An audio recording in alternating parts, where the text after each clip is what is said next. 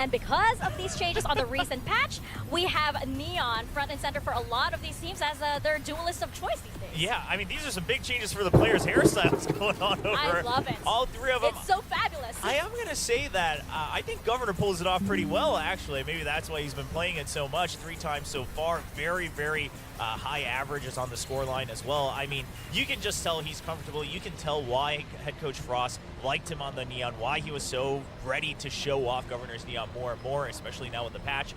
But the real question is it these players or is the Neon just really strong?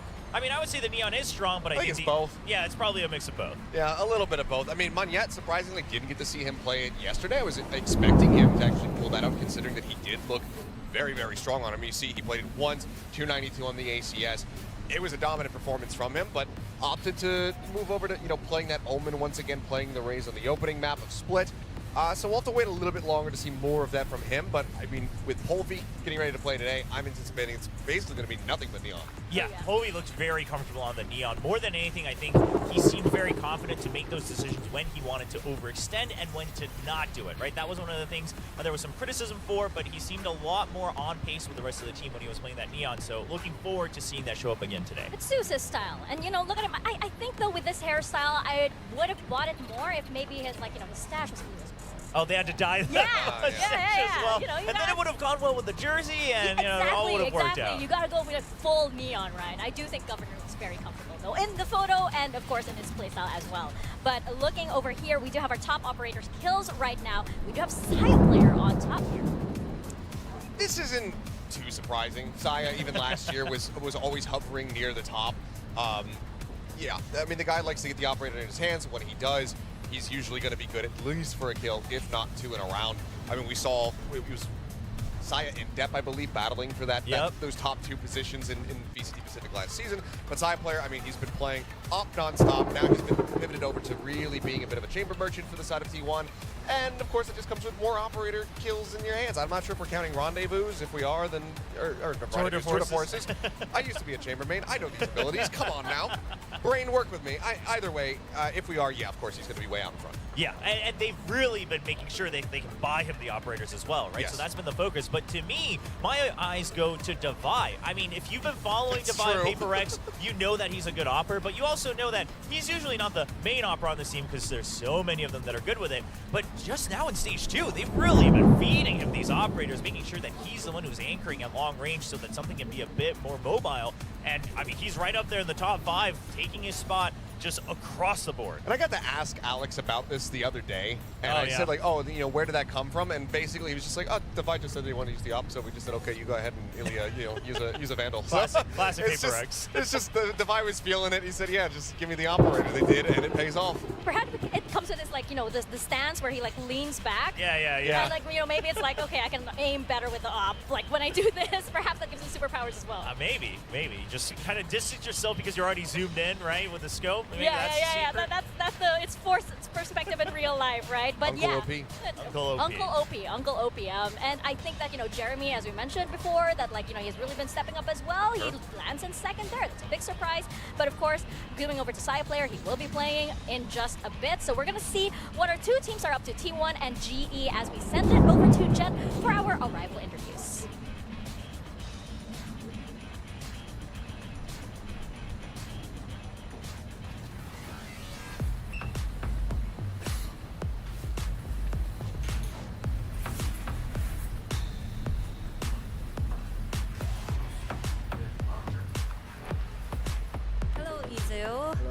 You guys really need to win today to keep your playoff dreams alive.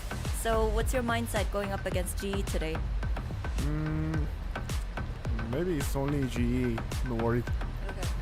Not worried. Yeah. Fighting Bleed. You need Bleed to win too. Okay. Good luck.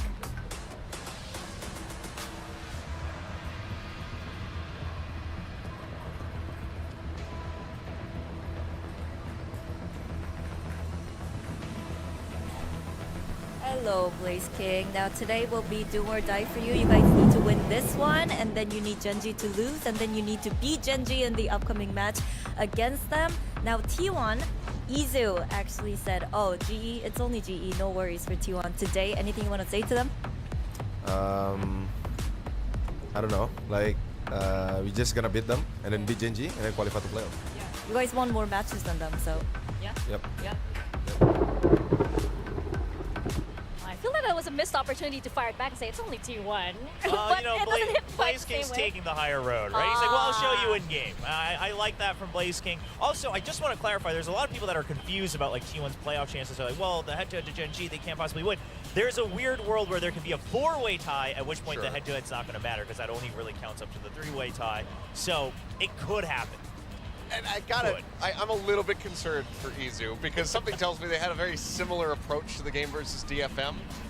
And that did not go their way. Oh my so if you God. want to just shrug off a team, True. that's when you better put your money where your mouth is. I'm pretty sure that a lot of people are clipping that and saving it and perhaps preparing a few social media posts for like if it goes well or if it doesn't.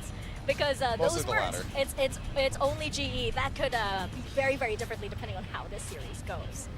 Yeah, I mean, listen, he obviously joked about, you know, Bleed needs to be able to beat Gen G as well, et cetera, but you have to win your first match against GE, and yeah, here you go. Here's all the scenarios, which is crazy, but both of them basically also have to rely on Gen G losing, so right now they're just giving it their all. That's what matters for now, and then you sit back and watch match number 2 today. Yeah, I mean, the pressure is on. The window of opportunity for all of these other squads that aren't Gen G has been narrowing. I mean, we already saw 2 more teams eliminated from playoff contention just yesterday, and it could very well be the case happening again here today if these teams cannot get their win. So for Global, needing to have this win, needing to look dominant, needing to get some momentum, some wind in their sails ahead of that match against Gen G, as well as just preying on their downfall. Yeah, I mean, because here's the thing is that GE has a better chance of actually having their own destiny in their own hands, right? T1 is basically, it's out of their hands no matter what. Of course, you just have to meet the minimum requirement of winning your matches. But GE, there is a world where, you know, if they win today and, you know, Gen G already loses today, they have a good shot, or, you know, maybe they're able to still take down Gen G, whatever it might be, even if you lose. So GE has a little bit more room, which is maybe going to make them a bit more relaxed. I mean, who knows? I mean, it's easy to hold T1 up to such really high standards, right? Because they have the pedigree, because they did qualify for champs last year as well. They went to Shanghai. However, you do have a team that went through many major changes, right? And it was like, you know, it was very recent changes as well. You know, you do switch out an IGL. You do have, and moving over to Xcurate, and then you have Stacks coming into the roster as well. These are things that sometimes need to simmer a little bit. You can't expect results in a few weeks. No, they really do, and I think that one of the biggest things that was damning for T1 coming into Stage 2 was just the schedule off the rip. I mean, you have your first debut match with Stacks in the lineup, and who are you going to play against? Rex. Yeah, so like, it's really unfortunate just the way that that all shook out, because I think overall, you know, obviously the move to get Stacks is a good one. He is now being unlocked a little bit more to continue to play Flash Initiator, set up for his teammates, but also focus on his own fragging, which he has been putting on display for the most part. I mean, we have that you know, that breach ace that he was able to get in the first series. So I think overall a positive move in a positive direction for T1, but things are just so dire because everything prior to that was not great. You had to go up against Paper X right off the rip, so it becomes a tough road. Yeah, and I think, you know, we can talk all we want about Stacks, etc. He seems to be getting comfortable, especially now that he's not the primary IGL, etc. But the key players that we have on the screen, that's where my eyes go, because Povey, of course, it's for obvious reason. He's a primary duelist. He's the one, whenever he does pop up, is able to actually create a lot of space for GE, which they could make use of. But on the side of T1, okay, maybe they're pivoting to Izu on that primary duelist. I personally like that. But at the end of the day, it's still very clear that the game plan relies on Saya popping off, getting that operator into his hands, getting into a position where he can duel. So I'm wondering, how do you make that work if you're not able to force a chamber on every map? Just quickly backtrack, I'm a dummy. It was versus Gen Gen G. G. Yeah. Sorry. I didn't Other want to put you on the team. spot. No, please call me out when I'm being stupid. But yeah, just had the revelation, had to double check it. Yeah, but you know, regardless, I feel like, you know, this series, it's gonna lean heavily, as you mentioned, on the key players, right? Because you do have Saya player who was up there with the op kills, and then you have Povey who's now really embodying the Neon, as we mentioned earlier, right? And Spin did mention as well, you know, I believe in the press conference, that they really are loving this Neon. They like how it feels for the team. It looks very, very well. what are our maps going to be, and is that Neon going to come out on that? Because Finn did mention as well that they haven't, shown all of the cards that they have in their hand. Yeah, I'm sure they haven't, and I would hope they haven't, and that's going to be a big question mark for T1, right? How do you try to maybe ban out the maps where the Neon's going to be potentially comfortable, etc.? Oh, Rossi taking a new position. He's been having some fun on social media here and there. And he has. Now moving in, going in for the map draft, and then he's going to be coming for our jobs. There you go, yep. That's just step by step. I think he's a caster all of a sudden. It would be interesting to see where he ends up in the the next few weeks. He's making his rounds all the way in VCT Pacific. But yeah, we're seeing our first bans over here. We're banning Bind, and we're banning Sunset as well. First map is going to be Icebox. G's picked. I think it's quite good for them. I mean, yes, but this is also a very good map for T1 for the most part. Well, yes, generally it is. Obviously, also Stax plays really well on this, but the ISO comp, they didn't pilot it that well, right? As soon as their opponents were ready for the ISO, you saw that they didn't really have a second line of ideas, so I'm wondering, did T1 fix that? And also, is GE just relying on the same composition, the same plays coming out? Yeah, we'll have to see if there's going to be any further development, but I mean, this was a map that, obviously T1 fried on when they were over at Shanghai, but then also played a very close set versus Secret, with that one going 14-12 over to Secret's way. So I think they're still going to be well versed, but the Lotus pick is no surprise whatsoever. And with Haven banned out, T1 seemingly still wanting some more time to try to prepare that map. It's going to be Ascent as the finisher, and this is where T1 did get run like a bug by DFM, so if the prep is good from GE, maybe they could just get this one done. But overall, I feel like T1 are in a pretty good spot here. Yeah, I would say that probably the Icebox pick is the biggest question mark or the biggest surprise, not because GE's not good on it. It's actually GE's best map, I would say, and this is where we saw Lightning Fast just absolutely going on a run whenever he was on that battle stage. However, now does the comp change? Are they still finding ways to maybe sneak in the Neon on here? I mean, what's it going to look like? And again, my biggest kind of worry for GE is, are you relying maybe on T1 showing some weaknesses with the ISO, being a little bit reliant on the ISO? I can totally see T1 maybe not even playing the ISO at all today. What's up? Yeah, I don't think that they're going to be sticking with it, given that we are on 9.0. I think that this is some. आज का दिन मेरा बहुत ही adventurous रहा. मैं 3:30 बजे से airport पे अटका हुआ था और विस्तारा फ्लाइट और BGIS लैन हैदराबाद. ये स्ट्रीम, ये वॉच पार्टी नहीं होने वाली थी. ये वॉच पार्टी होने नहीं वाली थी. I was suppose to be right now at the LAN BGIS पे, बट फ्लाइट डिले पे डिले पे डिले पे delay, and we had no idea finally when it would take off. तो आफ्टर आई थिंक अबाउट 4-5 घंटे airport पे थे, and then we finally just give up and we like we done, we tried, because वहां भी late हो जाते, ये भी नहीं हो पाता. इट वुड, हम लोग लिटरली एयरपोर्ट पे अटके पड़े रहते. इट मेड नो सेंस कि रात के 3 बजे उठ के हम लोग 9-10 बजे तक एयरपोर्ट पे ही बैठे हुए. मीन्स हैदराबाद 1.5 घंटा दूर है. 7-8 घंटे एयरपोर्ट पे बैठ के क्या ही कर लेते. तो we came back and now we are here. Refund मिल गया टिकट का, वो उनकी वजह से ऑपरेशनल. ठीक है, मुझे रिफंड का नहीं, मुझे लैंड पे रहना था, बट ठीक है, okay. This way I still get to do this watch party. VCT Pacific tagged you in a photo, thank you. I still get to do this watch party, and we get to chill out. Now can I make this large screen? Okay, bye. Oh, mouse. Go.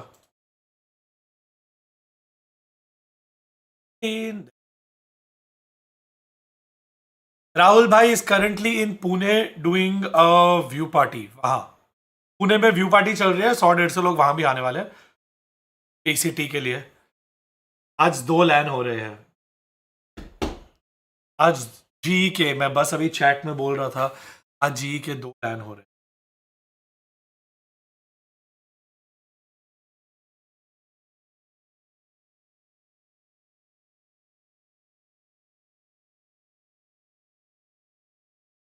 So today we need to win 2 LAN events across 2 regions, one in Korea, one in Hyderabad.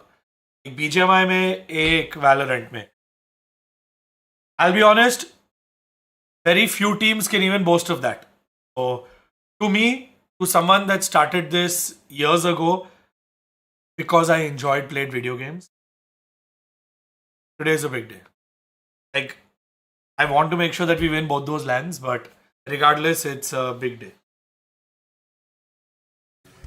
in theory, in contention for That's- making that playoff spot. I oh. think this is going to be a game मैं that will वैसे throw यहाँ absolutely BGI everything at.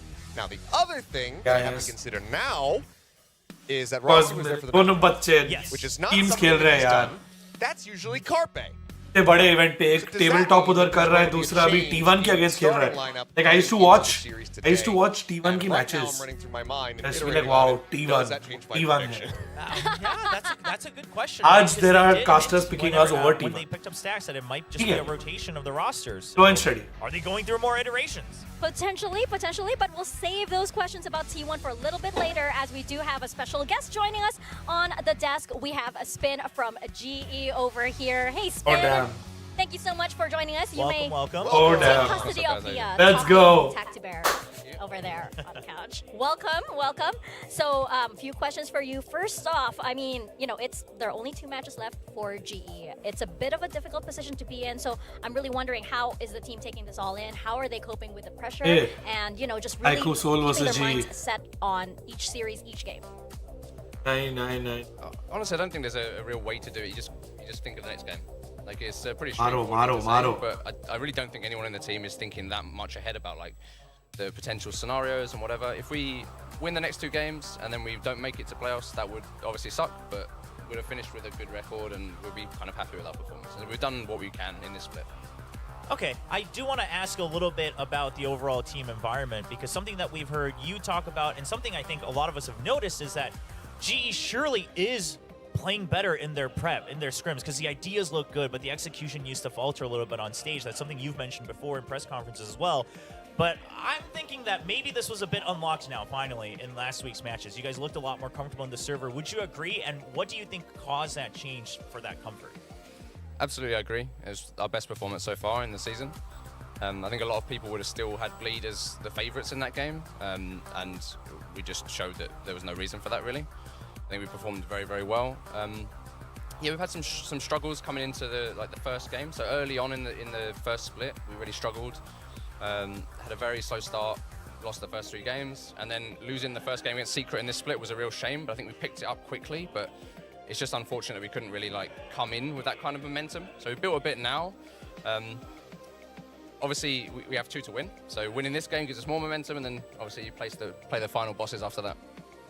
Well, Final boss zoom in a incoming. little Sun bit on the liya? changes from the first week into last week. One of the big, I think the starkest difference that we saw was Benkai, because off the rip, struggling a little bit, moving back into an IGL position, being mistimed a bit with some of his util.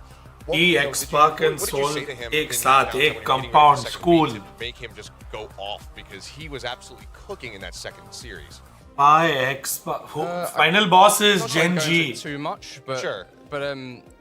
Essentially he just felt like his confidence wasn't there yet. Like he wasn't feeling quite sure of himself. So we had a talk about that, and I basically said to him that the main thing he needed to do was just talk a lot. And then as soon as he started doing that in the scrims, the results started getting better. The performance of everybody else started getting better, and then his own performance started getting better. And I said to him, when you talk a lot, you tend to frag.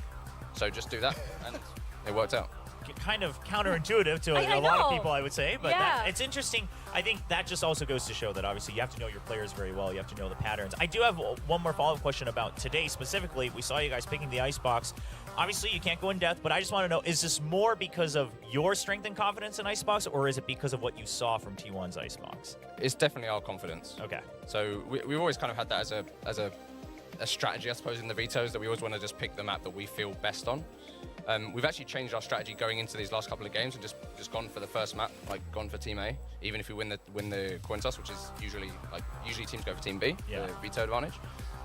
But we felt like going into a strong map first, we tend to perform better, so we're aiming to do that. Well, I think that, what you mentioned, confidence, really inspiring your players, it's really been working well as we've been seeing the improvements coming for the whole team, right? I think we do have a question from our audience, so if we can bring it up, let's see, what's this? How much of G's potential has been displayed on stage, and would it actually work against top-tier teams? What do you think about that? I think the way we played last week, if we played I'm that gonna well switch this. every game, I think we can beat anybody on stage. Exactly. I think it depends, right? Some teams might have a higher peak, you could argue, and so if they perform at their best, maybe you don't win. But I think Sure. bringing that best performance puts us in the best position to win. I think if we play like that today, we win, 100%. Okay, so basically what we're gathering from this is you're you're very, very satisfied with the performance of the players on stage last week. Absolutely, yeah. I think Okay. we performed our best. We could have been a little bit tidier. Sure. We could have finished, 13-3 or whatever, but 2 clean wins. And the comms were great. The way that the guys were playing, There we and the go. way Much they better. were speaking to each other was really great. So yeah, happy with ये that. अब मेरा थोड़ा view sort I हो do गया. have one final question before we send you off. I'm wondering, like, as we mentioned last week, it was quite a big high point for GE. Do you feel that this team has, reached that kind of point where it's like that aha or eureka moment that this roster has finally done, has finally come together rather? Was that moment, or you feel like it's still coming? That's definitely been the case in scrims. So over the past. नहीं, नहीं, नहीं, 3 to मारो 4 मत, weeks, मारो I'd say, मत, we've मारो really मत, started मारो to मत, stride. मारो मत. And we're playing the best Valorant we ever have. So that's मारो obviously मत, great. guys. Converting it on stage isn't always easy. And today we've got a big audience. So, it's Vehicles difficult, लेके but निकल लो, vehicles we're लेके निकल able low. to perform at that level for sure. I got a final. लेके question, निकल लो. if I can अरे nice X-Pac. There's obviously been, the changes in the team itself, Ben Kai moving over to IGL, etc. But you yourself have had some changes, and I'm curious across 2024 thus far, have you been changing your hairstyle and your facial hair? Let's Trying to go. find the lucky buff. Maro, because ab we घुस के talk about मारो. bald buff. Have you just been going through different iterations to figure out which one is going to be giving the team the best chance? ओ भाई, Honestly, when you have a hairline like mine, you don't really have a lot of choice. So you kind of have like one of 2 options. So I've just gone for this one for now, and then when I get bored of that, I'll go back to bald, and then we'll see after At least that. you Who knows? opted for share hair. नहीं किया, नहीं कहीं social media पे share नहीं Hey, किया. keeps it not that a way. lot of people can pull this off. No, honestly, yeah. You're rocking it. You're No, rocking I love it. I say Well, keep thank you, it. thank you. Yeah, I say keep it. Well, Spin, thank you so much. Good luck out there. The Best of guys are luck. looking good, and we hope luck. that momentum continues. All right, thank you very much. Well, I think it's good to know that GE, are really having that नहीं, upward नहीं, नहीं, trajectory, नहीं, so नहीं. to say, because like अरे, you soul mentioned uh confidence and गया. everything. It's also the individual players. They are feeling like Don't die, they've don't die, found don't die. Not that too sort soon, of home not too where they soon. can Back off, really back off, improve back off, from back there, off, or back that off. foundation rather. They can really build. A I'm just happy मानिया. to hear Spin मत मारो talk यार. so positively and पीछे happy से that X-Pac, Spin आगे से spoke Soul. about क्या है that, ये, right? guys? 'Cause so much of it used to just be kind of frustration, not about his players, but just overall the team, because they all knew they could do better, and they just couldn't translate it on stage. So now that they've finally done that, once more, it seems like Spin's a lot more comfortable.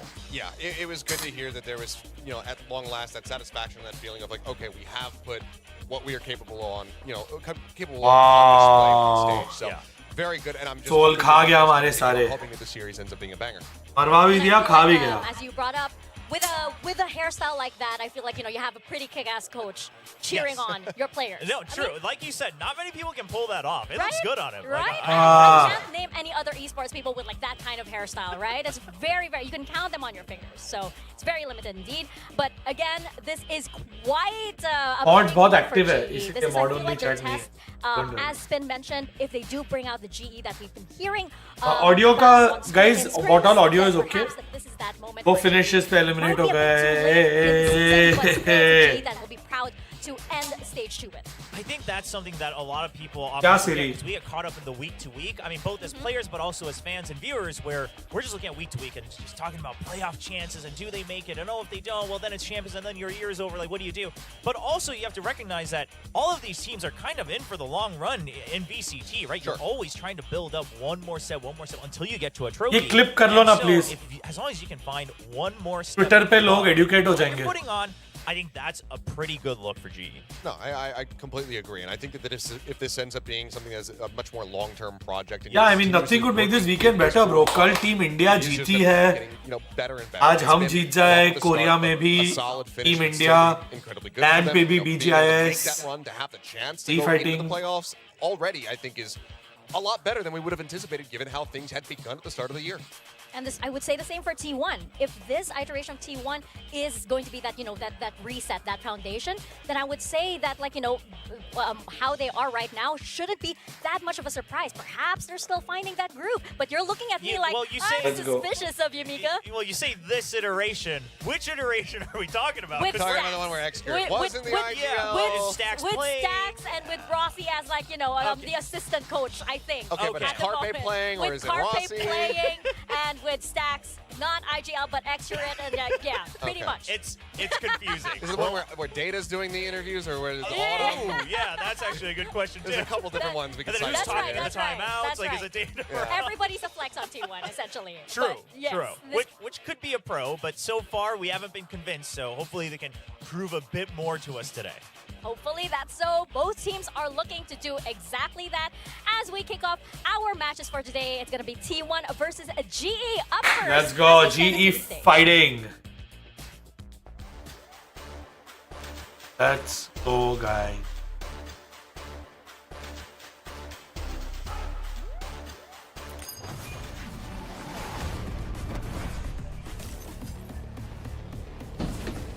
आज जीतना पड़ेगा.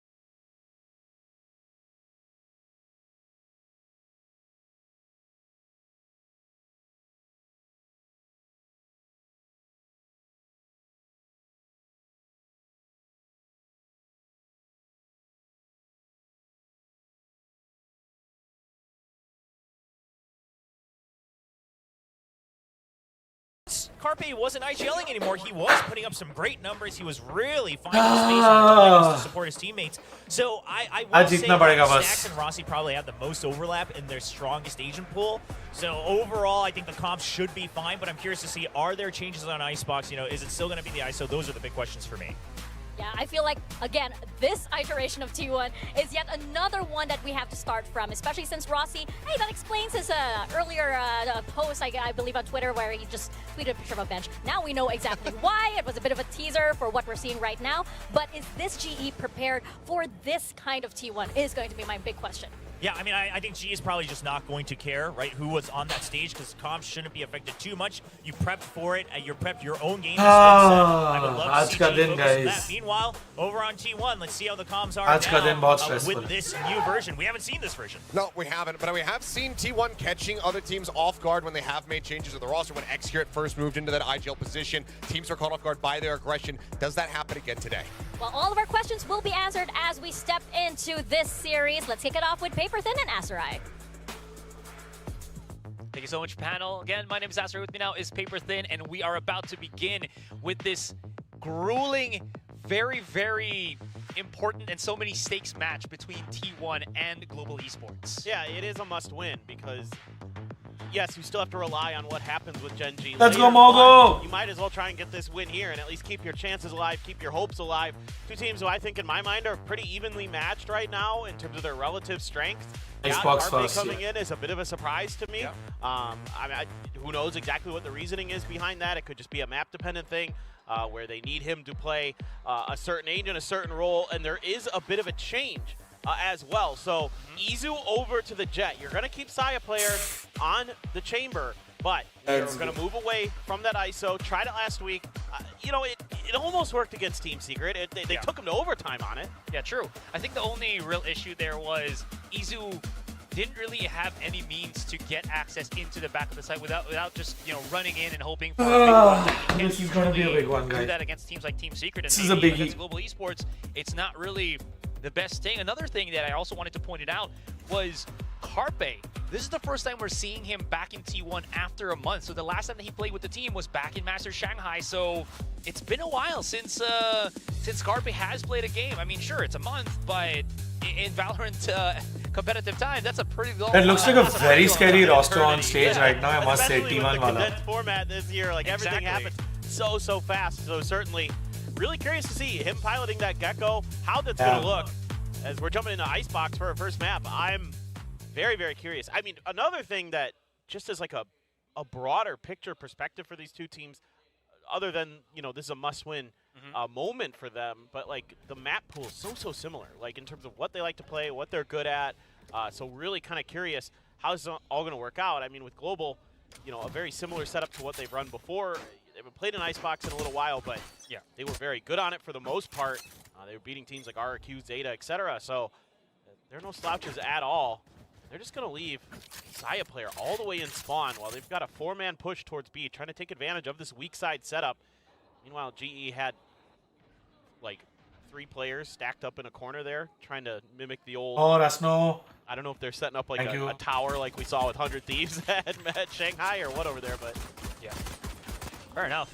In any case, that's going to be a clean plant here for T1. Spike planted.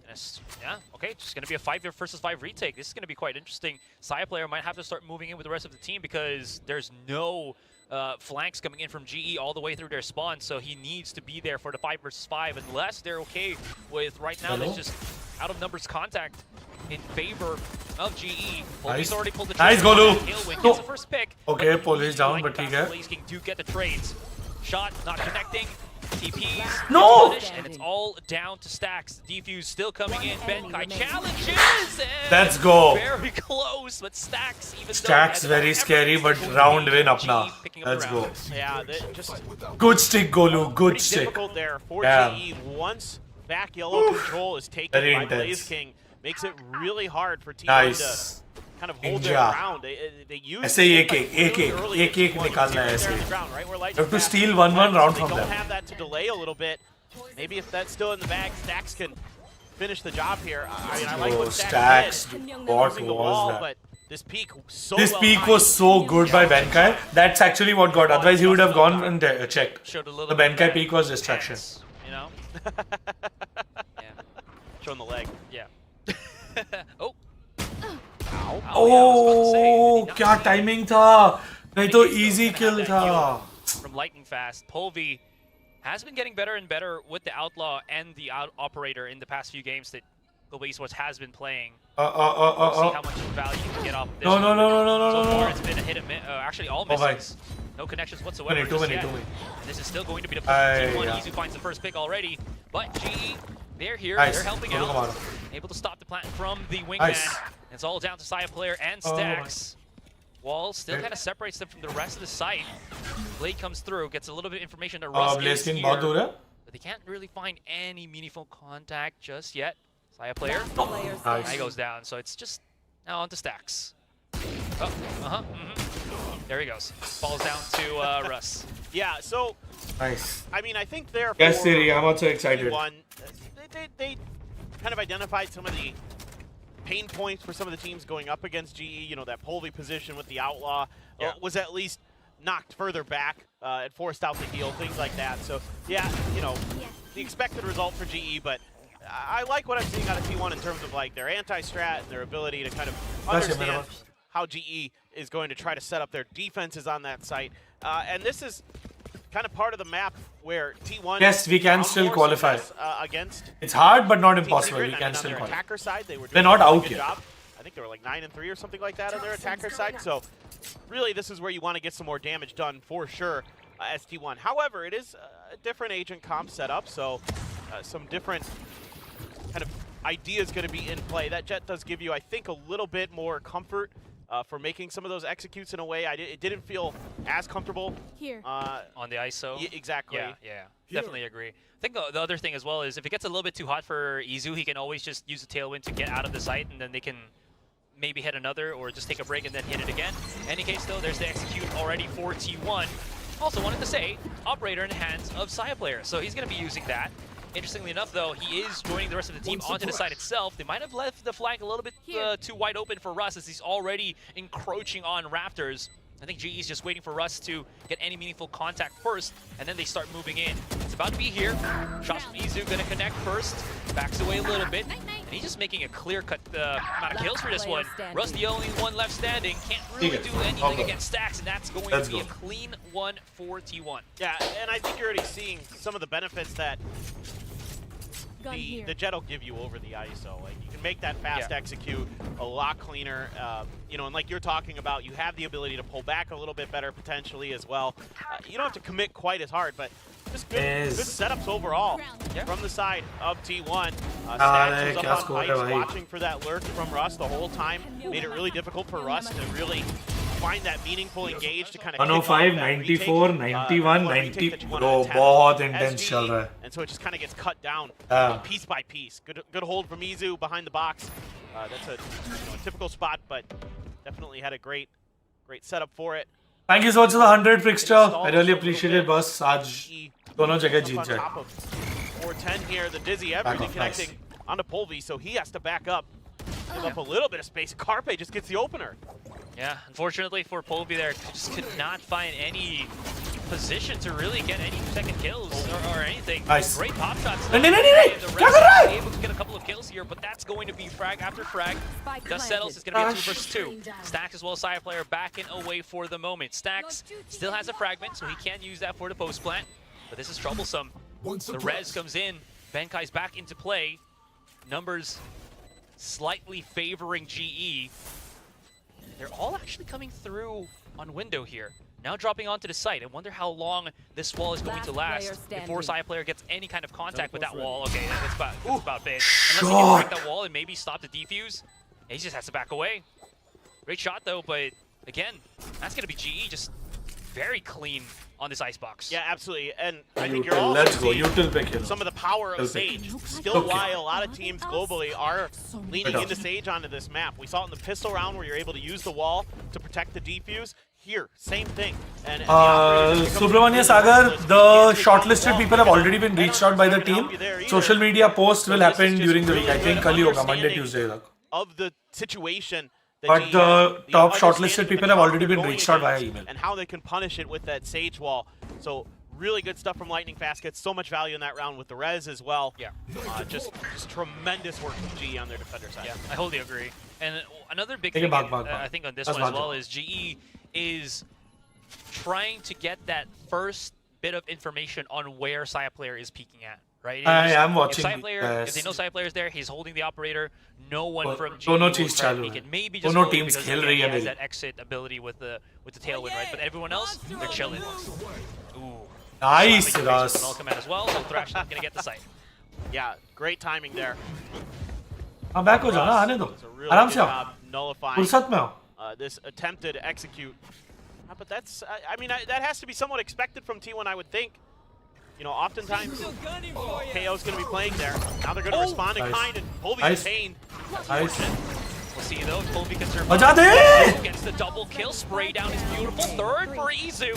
Setting things up, repositions, it still hits. Ace ले लो ना. AC ले लो. Cannot escape Blaze King's clutches, but it's still going to be Blaze King against the world. T1, Saya player now gets a bit of value off of that operator, and they strike back very hard into A site. Yep, well, from T1.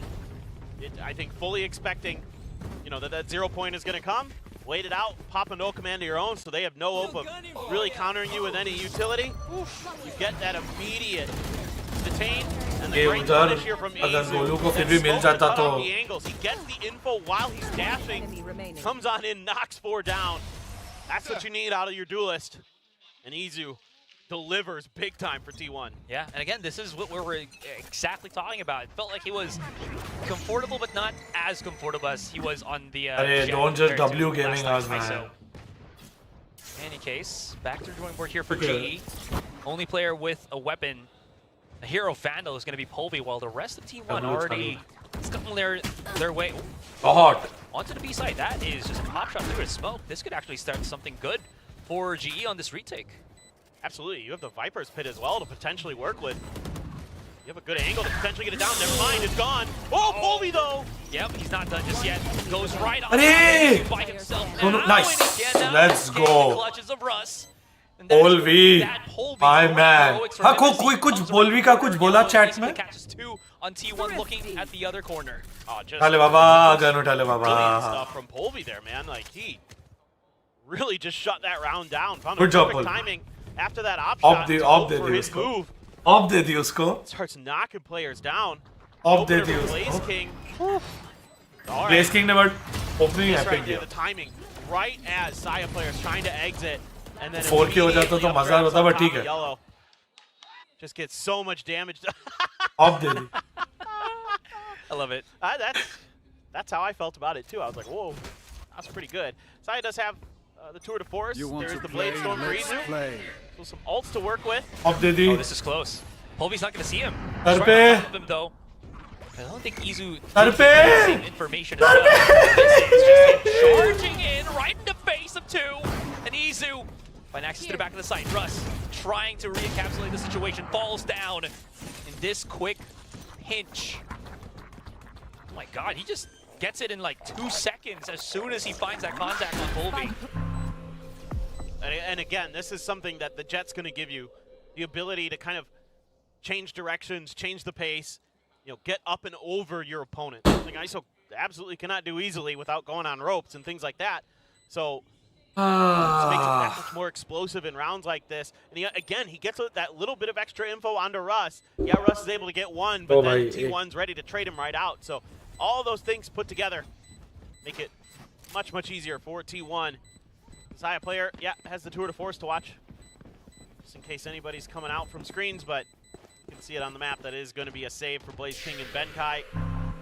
Cash, oh, not too bad though. Or GE should be able to string the buy together, no problem at all for the next round. But man, T1, I mean, when Izu is popping off in these rounds, it is fun to watch. And this is much necessary because right now Saya player hasn't really gotten that impact that we were kind of hoping for. To be fair though, of course, he's staying in the back line for now, and on the attacking side, that's not really how Chamber gets those, big plays. We'll probably see him on the second half. In any case, more on the second half. But in any case, you're absolutely right. Izu's been doing so well. 13 kills already on the man. And yeah, so far so good. Question now is, Global, how much are they willing to put in to this A stack that they are doing? Oh, that's a question. Answered already. As Polvy, as you spotted, just immediately rushing out onto Raptors, could not hit the shot though against Saya player. Yeah, and T1's had a really good read on how Polvy likes to play on this map. He's really aggressive in general. They know he's aggressive, they're punishing him. With that operator in particular, we've seen it where he's trying to push angles early, and T1's been able to punish that a couple times. So credit where credit's due. So far, T1's game plan, really good job of identifying some of the tendencies of GE, particularly on this A site. You do have Xcurate, though, all the way over in B by himself, just chilling right behind green. So he's got a little bit of info. Hasn't really heard any noise, had any contact. Looking for that lurk, but there's the option here that T1 could pull back if they don't like what they see on this A site. Yeah, absolutely. Especially with the time still kind of favoring no, I don't want Polvy to die. Possibility, a safe possibility of going for that rotate. Yeah, How? Crucial. How pinged him? उसके पैर पे लगा. Nasty shot, followed up by Izu. Saya के पैर पे लगा. Lockdown's going to be there, but matter of seconds, broken down by the fragment as well, and T1 had this completely locked and loaded. Excurate now hearing the retreat, spots the one, takes away the operator from the hands of Benkai, and Blaze King not going to feel the backstab as he just falls down quite quickly to it. 4-4, and T1, very strong round as we saw. Yeah, and the response now from T1 is really, really good. Starting to really dissect these angles, and Saya there just barely able to win out that battle. Polvy just missing that shot.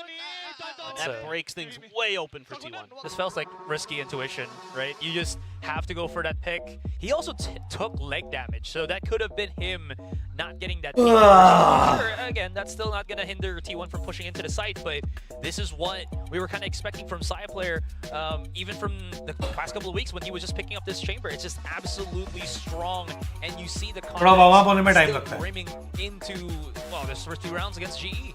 Right, exactly. But that's what you're going to need. You're going to need that confidence to get you over the line here as T1.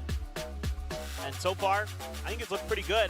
I mean, you can tell Izu's way more comfortable on the Jet, for sure.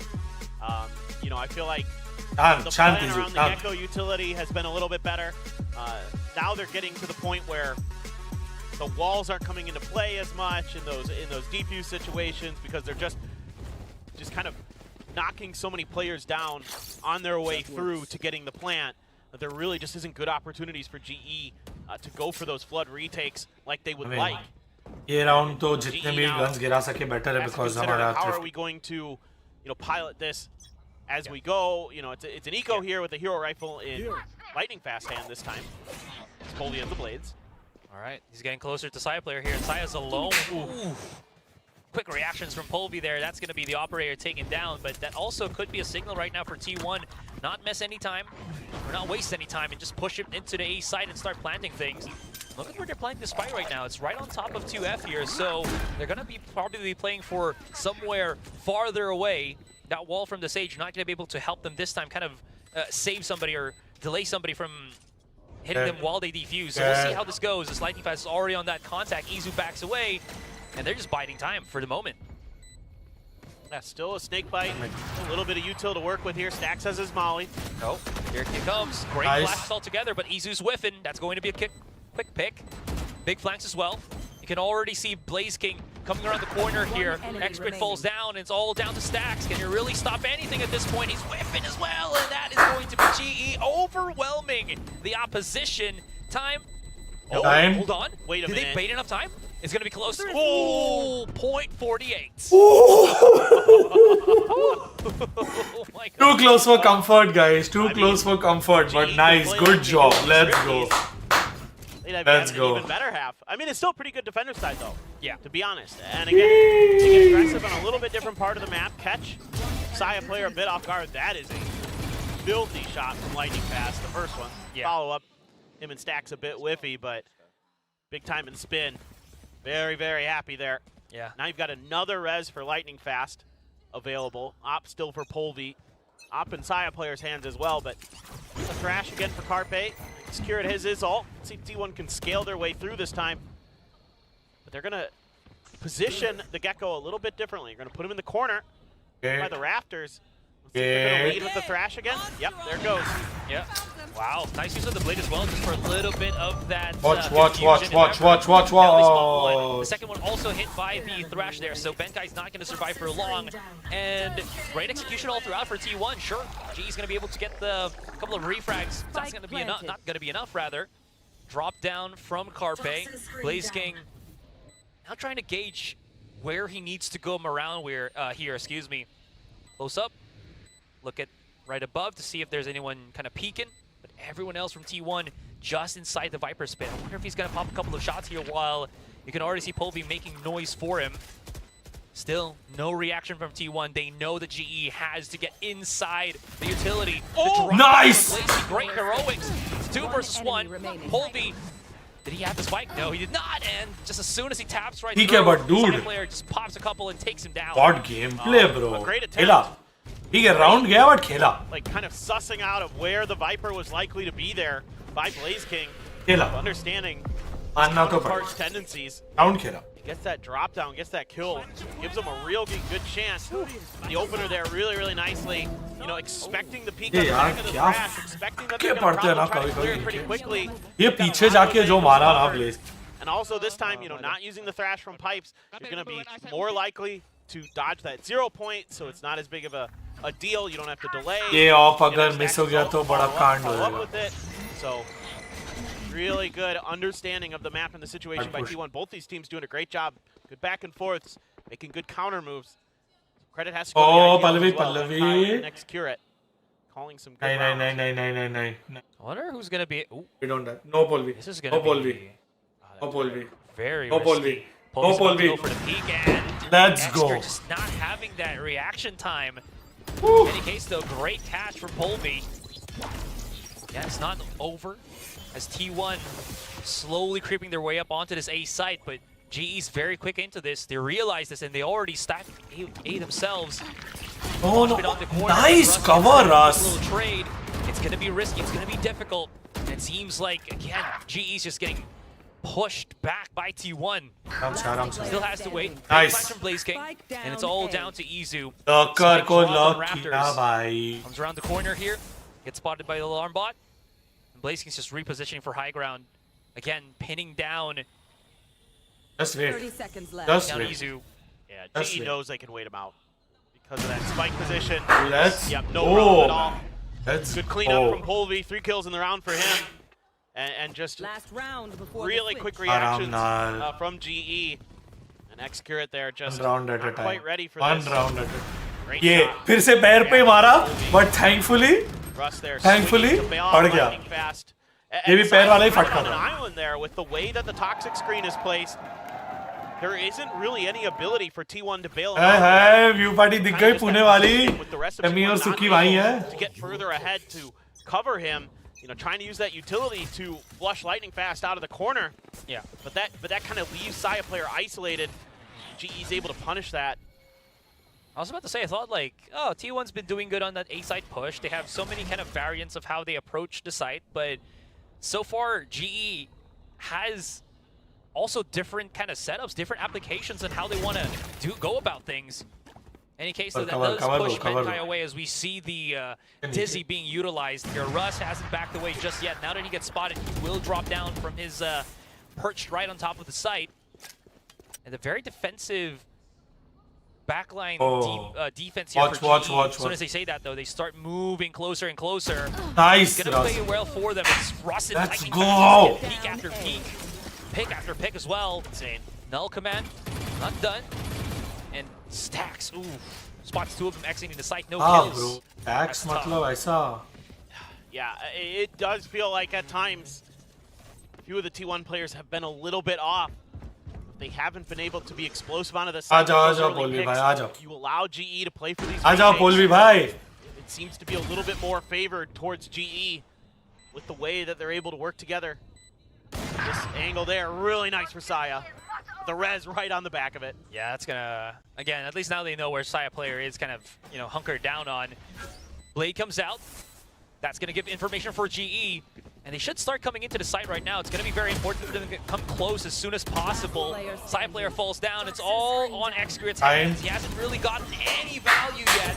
And he gets pinned down by Polvi. Let's go. And it's gonna be GE finishing off this first half with a 2-round advantage, 7-5. Yeah, absolutely, really good back and forth, but I think GE, once they kind of figured out that dodge some of these initial setups, just maybe play for one pick and then a lead, and a peel back, winning some of their battles on the extremities, Blaze King doing a good job lurking, all of those things really coming together to give them that slight advantage.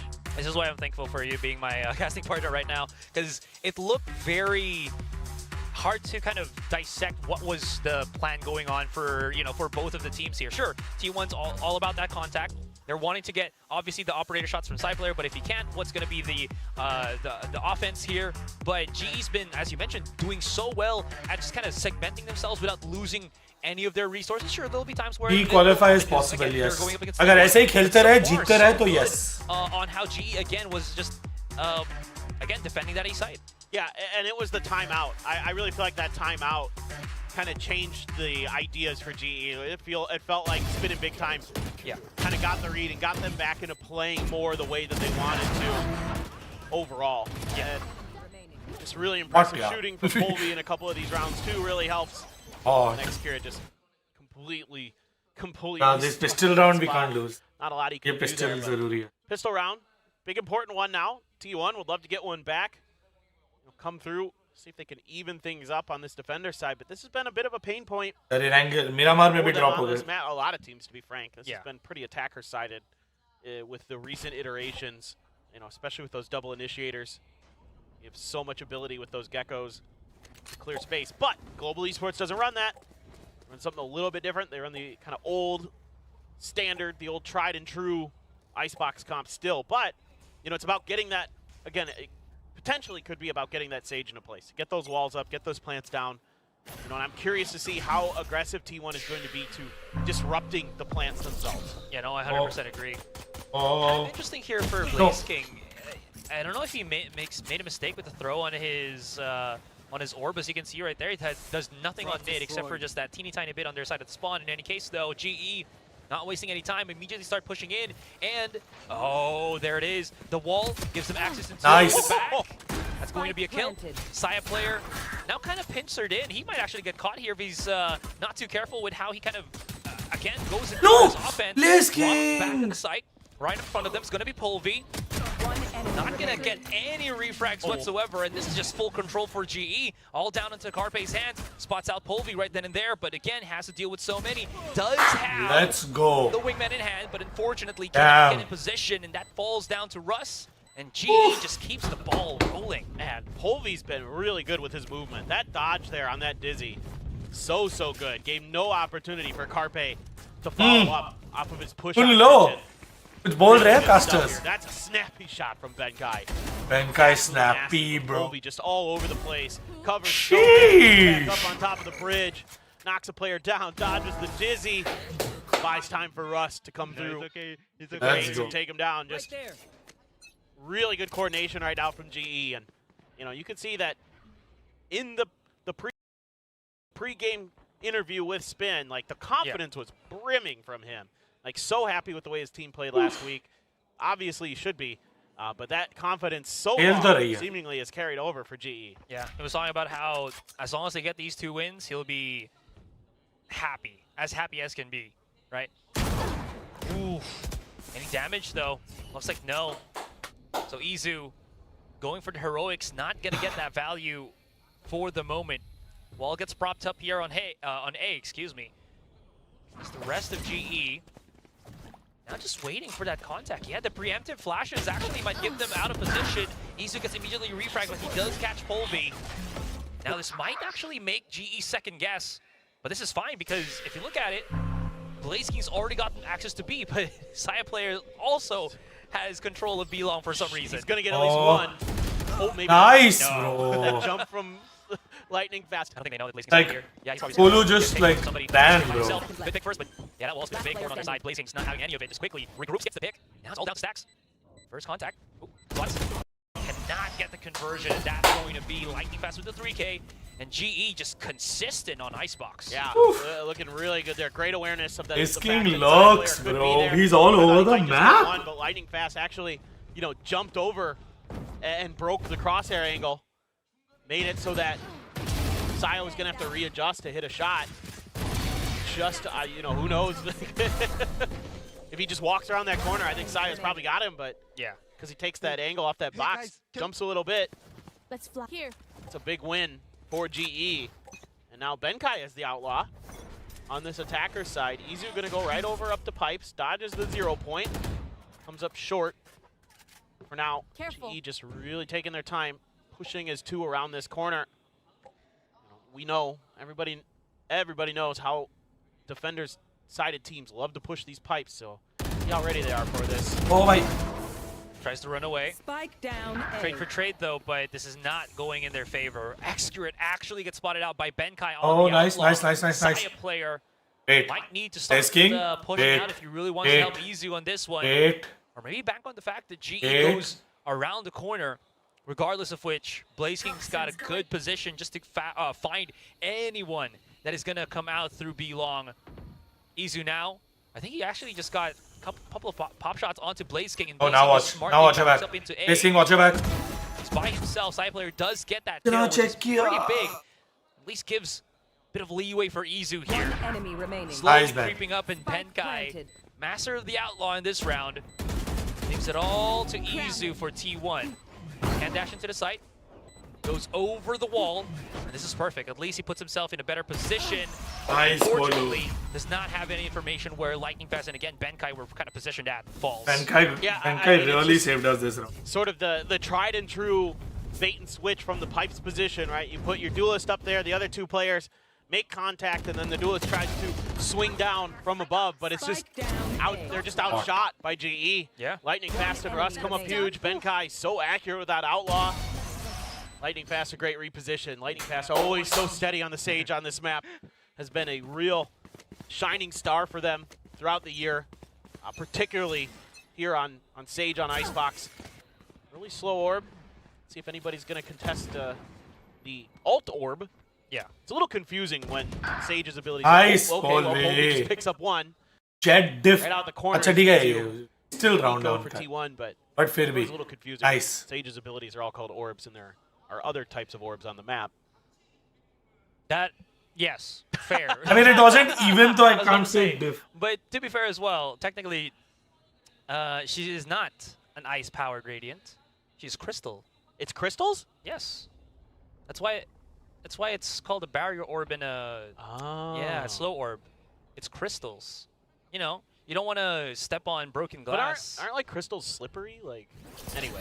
Maybe if it's giant. Nice. Anyways, this is getting a little bit out of hand. Both our conversation in this game, as GE's well ahead into the lead. Saya player has not gotten any value from this chamber of his, but Take down. he gets the 1-for-1 trade. Take down. Carpe now into the corner, cannot compress his shots to get the pick onto Polvi here. Stacks now coming around. Player standing. Conversion only good 30 for one, seconds left. and it's all down to X. Sarkar.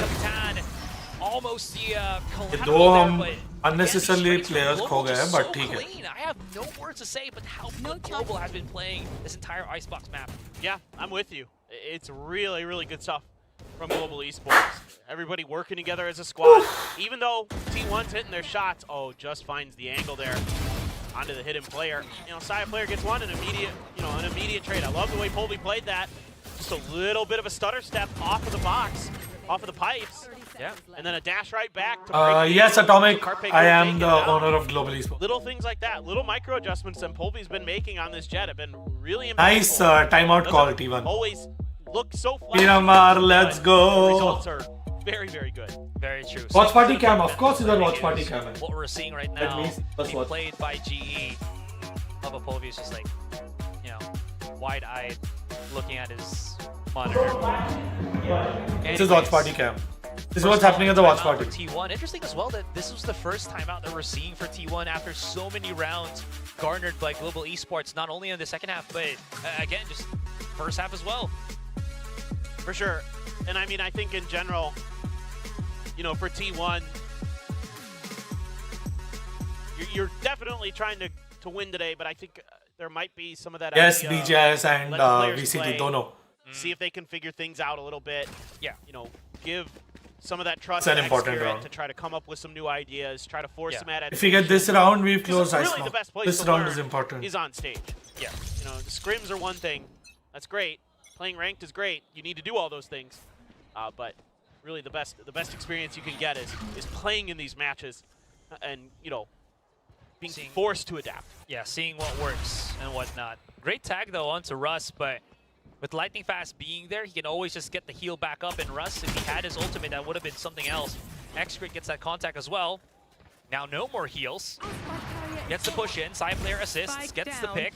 Lightning Fast does fall. That does give access to GE here on Kitchen. But can they cook something up as they're trapped and can't really escape? Slowly creeping up. No contact whatsoever. Carpe, if he gets a little bit too antsy, that's way too many players of GE for refrags. Possibility. The discipline looks good for T1. Yeah, this round Nobody's looks like overcommitting to an angle, trying to go for a solo push. hard for us to turn this Just round really around. blocking GE. I mean, अगर ये वाला कर लिया तो Ball eventually crumbles. nothing like it, but this GE looks. wants to maneuver. Not much space for them on the map unless Oh, they fall all the way no, back to get spawn. it, get it, Blaze There's a King. ton of time left. Is 30 seconds on the clock. Carpe. Oh, Nice. gets spotted out by Blaze King. Next. Here's going to be the pick for Izu here. Cannot really get the multi-kills, but Stacks Stacks will. the angle. Now it's Blaze King to remain. Stuck on mid here on Boiler. 17 seconds, and he's just patiently waiting for someone to creep up on him, but as long as that ठीक है, मैं बोला था ये वाला hasn't been picked up, 10 seconds this left. round is going T1's to be just hard. going to be fairly composed and not really go overly aggressive. Yeah, a good read on this round for T1. Finish for Sai with the op. Takes down Blaze King. They get 6 on the board, but I mean, so I think that's just a good read right there, right? Yeah. It just looked like, with the way that, especially X-Spirit set up BJS kind ने of ji tube, दिखा I was रहे like, हैं. oh, okay, he's just watching the tube, like, with that positioning. Oh on damn. that, Poison Cloud, he's like, okay. DJS has I know 125k what's going watching, on here. and this Got a lot of has damage, got the how many? shake on a In Polvi. YouTube. All those things come together and they can just kind of collapse on top of them in Kitchen and just keep them completely stuck there. Yeah. However, now I'm curious what comes after this. Because, I mean, again, T1 playing so contact heavy, and that's worked in GE's favor because they're willing to go for the trades, and they've been really good at getting those trades. So you're going to have to kind of outmaneuver, outthink GE a little bit here. And again, they're going for aggressive plays. They try to do the pop flash up and over tubes to set up And Izu.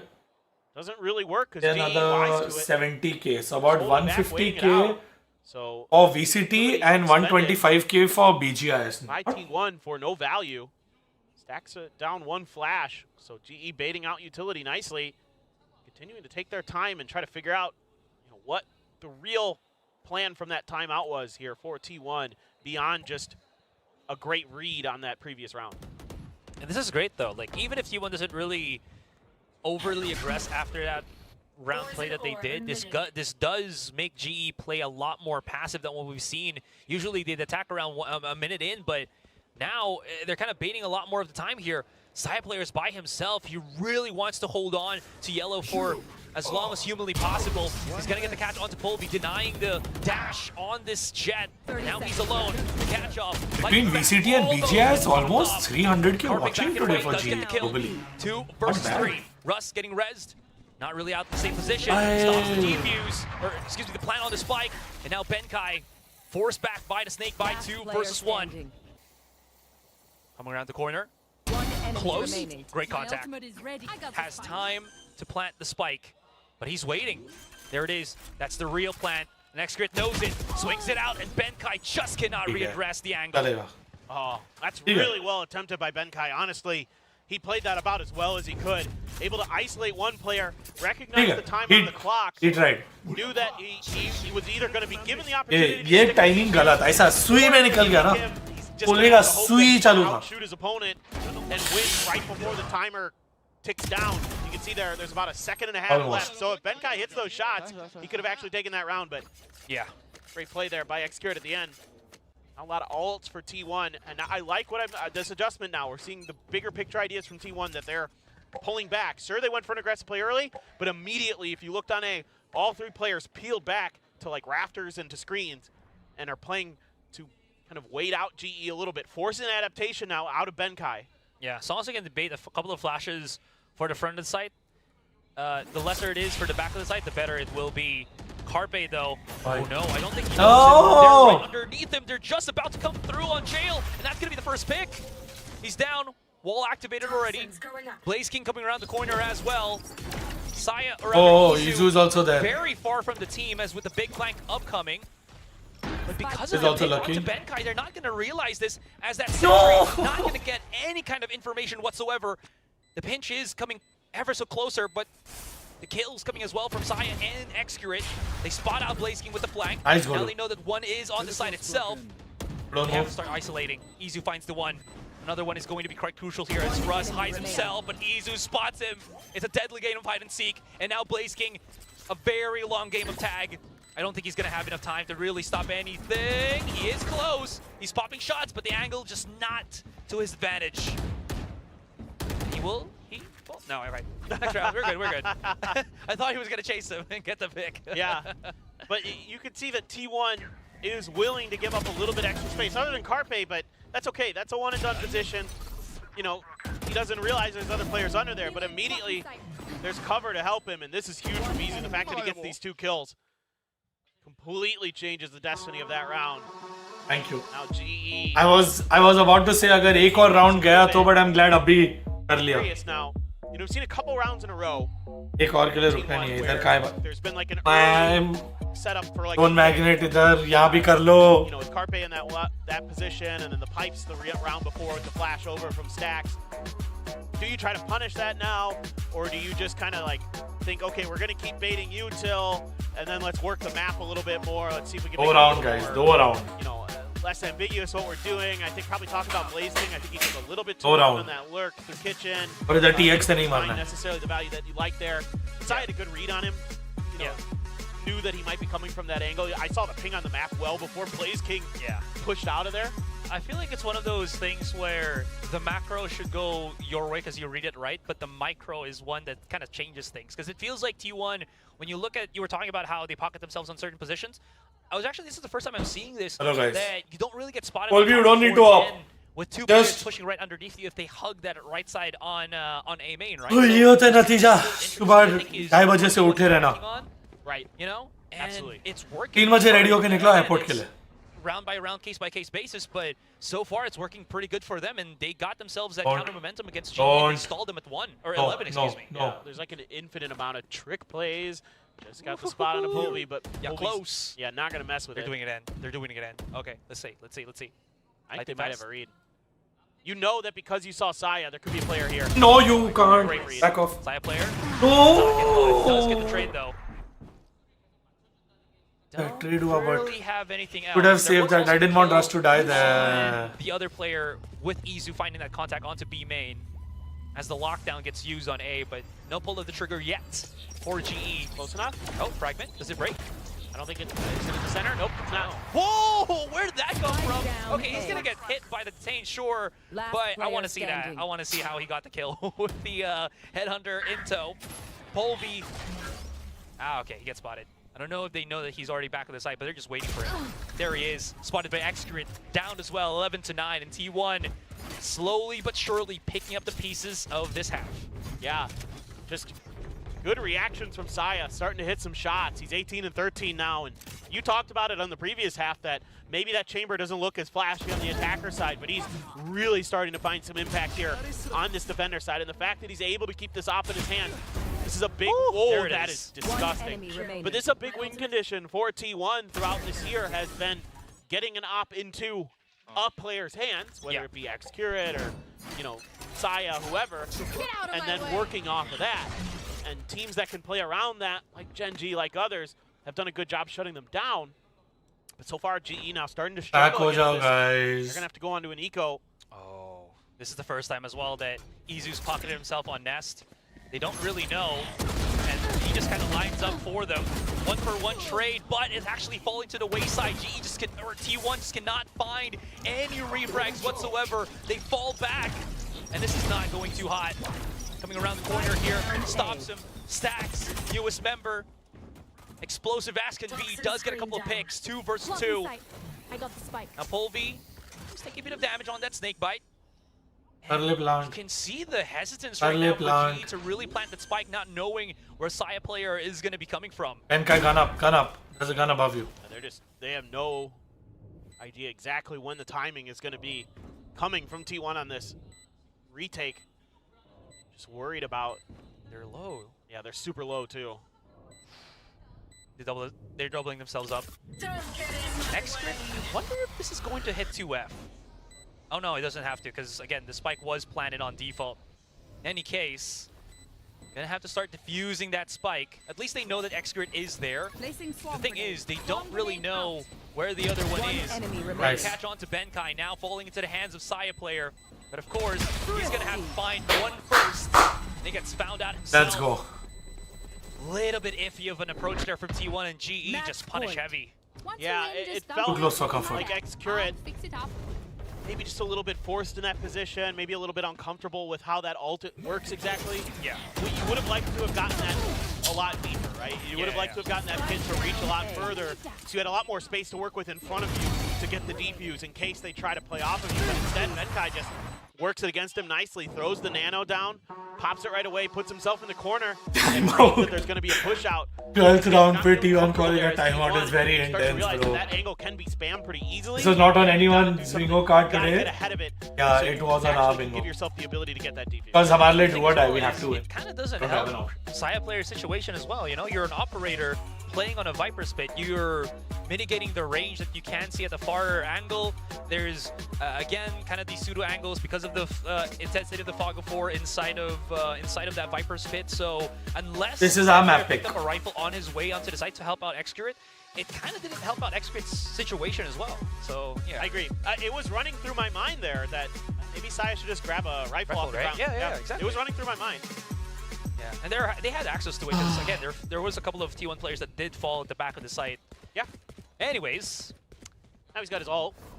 that was a slip up, I think, for T1 as well, because Izu had like 3 kills to rights there, and then he just whiffed. Tare lere baba. There was also some whiffing in there from T1. Let's just be honest. Yeah. Like, it's tough. Some of those angles are pretty tricky. I picked. They're pretty narrow. You gotta kind of change your vertical instead of your horizontal. So anybody who's played knows that that's the more difficult angle to adjust for. This is a pretty good execute, just scaling nicely through. Or GE T1 immediately goes out with a Arey nahi, not again. drop behind there. Oh, बच गए. Momentarily, I think he's They gonna get survived. out. How? What? Viper still cannot, and Okay. he actually drops the spike as well. down Viper A. pin will be used, but What? What? As we can see, and as T1 can hear, ये क्या था? there's no planting on the spike, and no one has tried to replant it again. So the thing is, they can just sit pretty at the back of the site first while they are waiting. Excrete right on top. And again, patience is a virtue here between two teams. Whoever cracks first. Well, you've got all of Benkai's util, so you can kind of set up in and around this pit pretty well, I think, to guard it. Throw the alarm bot around one of the corners or something. Take your time to figure out exactly how you want to navigate this. Use that to get a little bit of info, but Rush just lost Carpe's open arms. Down A. Yeah. They've able to spot out the last player. Blazing's just falling back into his ultimate, but unfortunately he will still fall. That was... Let's go from that to flawless. Yeah. I think there just GE felt like they had to get some frags before they felt comfortable enough to try to go for the plant. That pit didn't cover a lot of the front of the site, and they kind of ran into a similar experience pit where you don't have a lot of room to maneuver in the front. Oh, Lightning Fast gets caught by that detain as well, so that's devastating. Yeah. I mean, Colby did a nice job there baiting that Thrash out. He played on top of the wall, so if he gets hit by it, he could drop right back down and then just kind of slowly bounce his way back. But the fact that two get hit there is really devastating for GE. Still a couple more rounds to play with. 1-2 away from overtime. Trying to see if they can do what Team Secret did. Or do what they did against Team Secret. Get to overtime and this time have a different result. Two-pronged approach here. That's an early use on the res as well. So they're not going to have any access to that as well. I did like the double push that we saw from T1, where Easy was the one making noise, so side players goes undetected. Oh no. They still should be aware of this. Oh no. They're about to go for that contact, and he gets away with the rendezvous. Yeah, now they kind of want that res possibly in their hands. Benkai getting a little bit too antsy, wanting to get that pick. Maybe an advantage for GE, but blows up in its face. 3 versus 5. This is very tricky position now for GE. Able to use that smoke to walk through, but window. Yeah, Blaze King ahead, pops a shot. Trade for trade though, not the worst right now. They are getting positive net trades for GE. It's Saya player on the site by himself, forced back, and the thing is, they can plant this spike at the back of the site or on top of 2F on B site, so Saya player can't really contest all the way from B long. It's gonna be Stacks first, but look at how very much proactive Blaze King is. He's already waiting here on Kitchen. What a play from GE. Yeah. Stacks though, the timing. I don't think Russ knows about this. Side player will get traded though if possible, and he falls down. Now someone's gonna start defusing that spike. Well, someone holds. They don't know where he is. No! Spotted out right now. No. Stacks knows that he's right above him. Blake King making the noise. This is a very stressful situation for both, and he hits the headshot first. Stacks, it's time to start halving He's that. sticking. Blaze King makes it and actually pushes in. Let's go! Defuse, but denied. Blaze King absolutely got read. इतना pressure नहीं होगा मेरे से बाबा, मत करो. Little setup they had with the poison cloud underneath the tube. They put 2 up at the window, 1 below to make sure that they can get the favorable trade when they go for the push.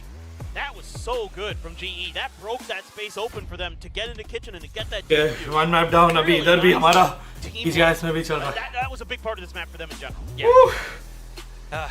Anyways, I believe we are going to be passing on to our panel. Guys, you know what to do. I need a minute, guys. What was At that? this point, though, because I thought that, well, clearly you were in the right with your thoughts, but I thought this was going to go another way. Then again, it was a very, very close map. Yeah, I mean, first of all, it's not over yet. It's not over yet, but obviously the first map, It got a little was a dicey. statement. It was a statement. It was a statement. I would say, actually, I mean, Yeah, it was a statement, all right. to strike back there towards क्या हमारे लगे पड़े हुए बाबा. GE getting a little nervous because in the beginning, getting a 7-5 on their defensive half, GE should have been absolutely ecstatic with how it started out. No, they really should. Watch party पे क्या चल रहा है बाबा? मेरे को watch party पे winning moments देखना है. Win for them despite Icebox overall being a pretty good. एक second. I genuinely want to see the winning moments at the watch party.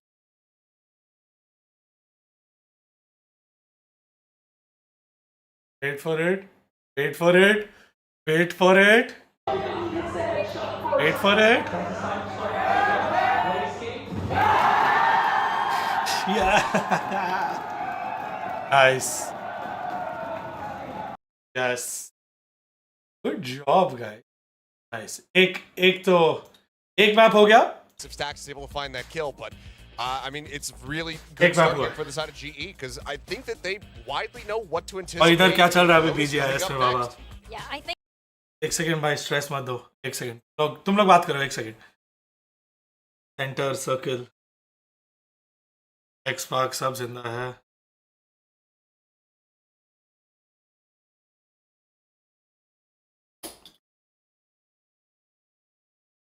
इधर भी थोड़ा कुछ दिखा दो.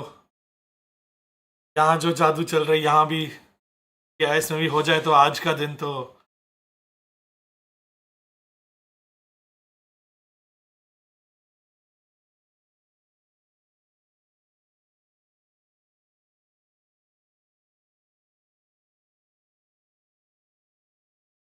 ओल्वी vandal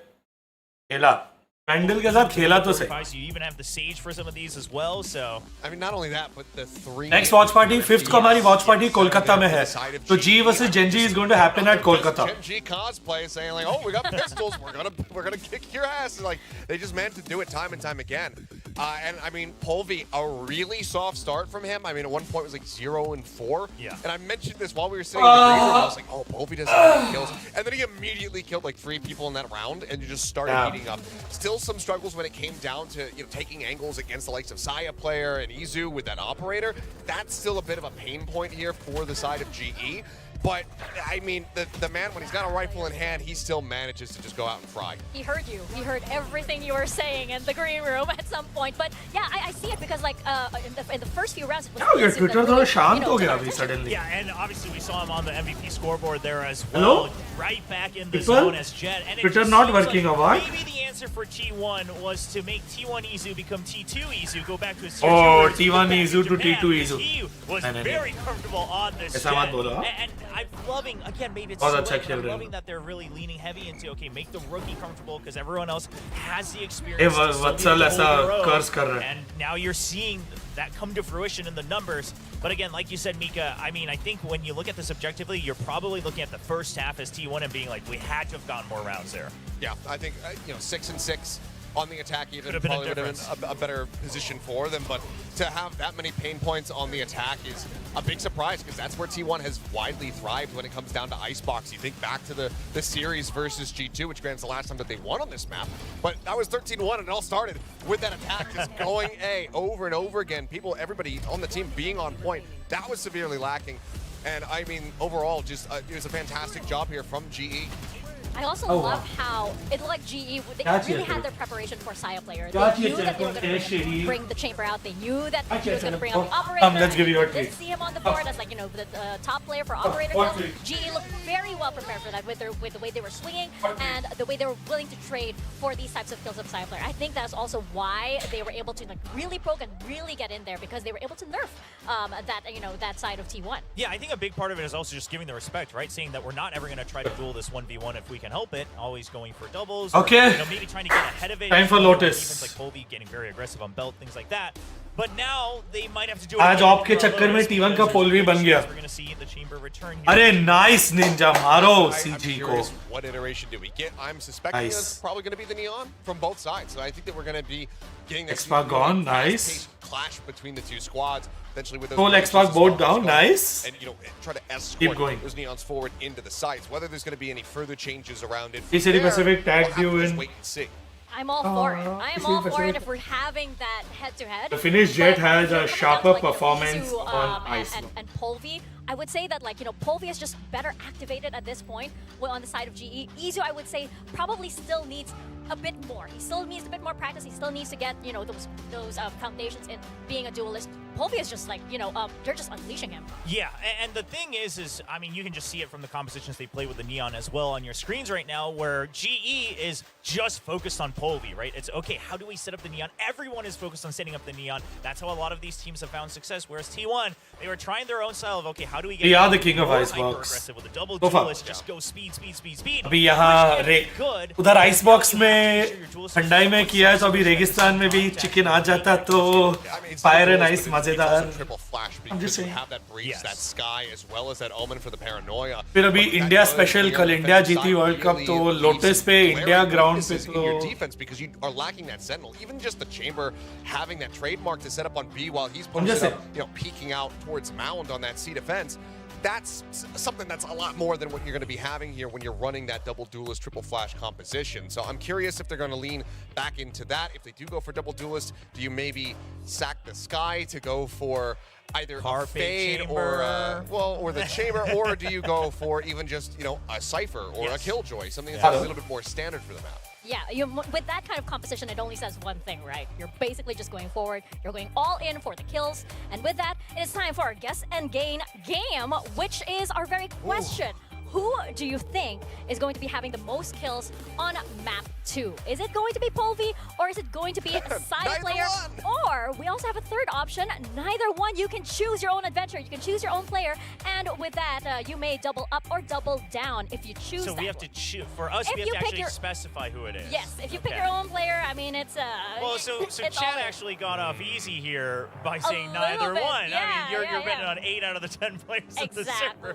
Exactly. Yeah, I think mathematically that does lend itself to a decent guess, but it's definitely...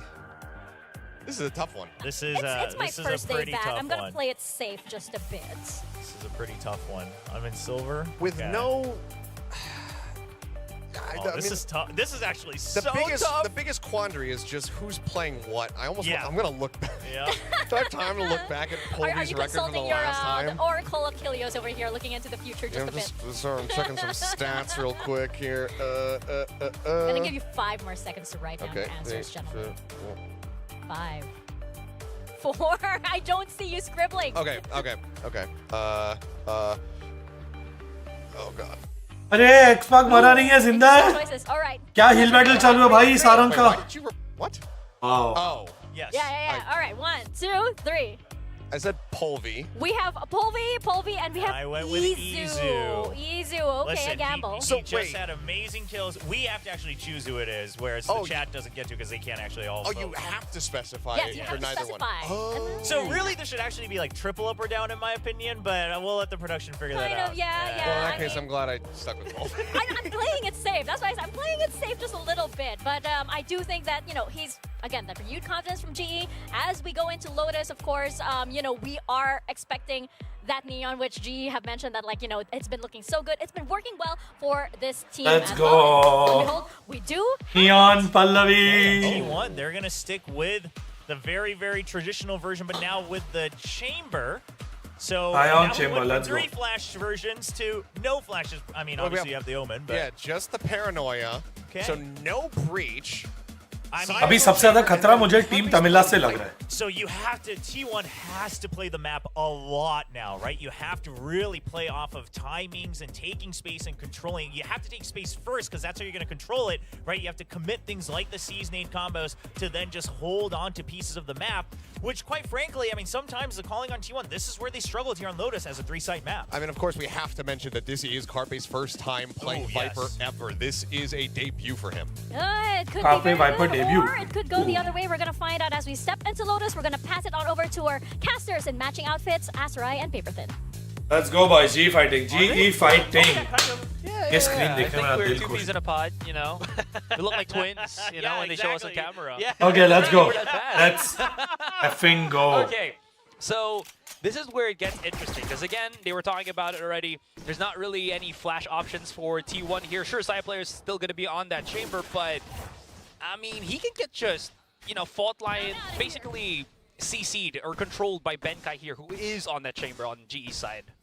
Well, and, this is concerning for me for T1 going up against this comp, because I think Will makes a great point on the desk that you need so much map control here. Yeah. You have no ability to really stop the Neon except for stacks. And maybe a good Paranoia from X-Curate. But other than that, you have to just raw firepower, and they're not winning the early battle. Oh, no. A little bit. X-Curate's willing, actually the 2. Trade for the moment now. And there's no time wasted here by GE. Immediately tries to go for a push on A. No, they back away. As they open the door once more, they're backing up onto Rubble. maybe to go back somewhere on B or C, but that's being contained by Saya players. Stax and Carpe still here. Hasn't heard the TP just yet. A wiggle on both. I saw what I saw. Just having a little fun. Yeah. And Bhaskar.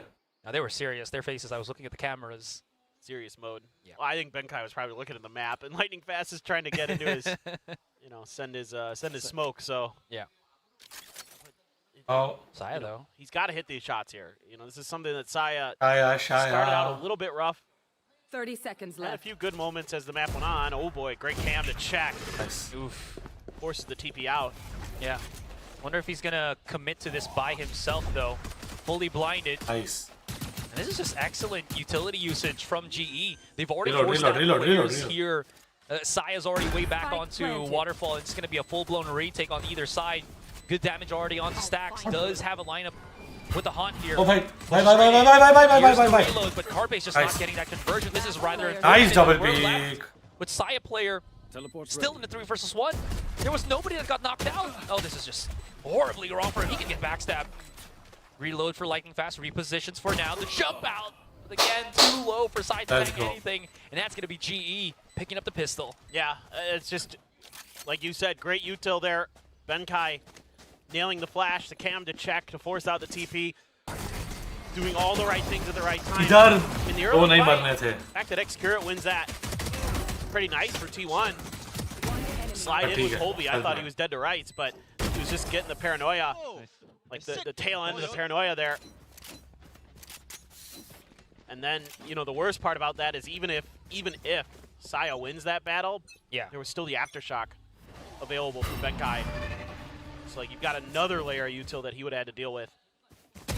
It's another pistol for GE. That's all 3 pistols so far going their way. Oh, they're getting closer and closer. They're going to drop this and start to go for that heavy contact. No, He does get a pick first. Spike Here comes down. Benkai around the corner. Now they know the shenanigans of T1. GE plays a lot farther back now, using their ranged weapons in spite of this. And Carpe and Izu starts to back away immediately. Look at where Izu's placed up in of himself. He's already at the back of B. Carpe still holding here on tree. But GE, they still have the numbers and the weaponry. Yeah, great little trap play here by T1, using that toxic screen to set things up. Carpe got a snake bite kill in there as well. The good news, though, for GE is you're able to grab all the rifles, and you're good to go. Yeah. Try to rotate around. No real ability for T1 to stop this, as they're just going to continue to plant their feet at A. And that makes a lot of sense here on the eco. So, let's see exactly what T1 wants to do at this point. The pressure's on to you. Do you want to try to go for it? Got a couple kills already. Carpe's got a Sheriff. But with 3 rifles in hand for GE, feels very difficult. Spike planted. Gonna come from the spawn side. Jersey is not. This jersey is available in stock, but not the custom one. Only without the name. To the presence of T1, so they can go for these kills, go for those orbs, prevent the death to the spike if they so choose. We'll see though. Carpe is pretty mean with a Sheriff, so if you can use Izu as some sort of entry point here onto the site, that could be something. Out of charges. Great stun for Benkai just to kind of slow things down. Wall right up in their faces, and yeah, T1 are just halted right outside of C. And of course, GE, smart play. Not really going to go for the push. That's going to be another solid round here for GE. Yeah, I like what you're saying. Don't give Carpe any ability to take over a round with that Sheriff. Seen it a few times in Pacific through the last couple years. So Close. And Lightning Fast, 4-0 to start.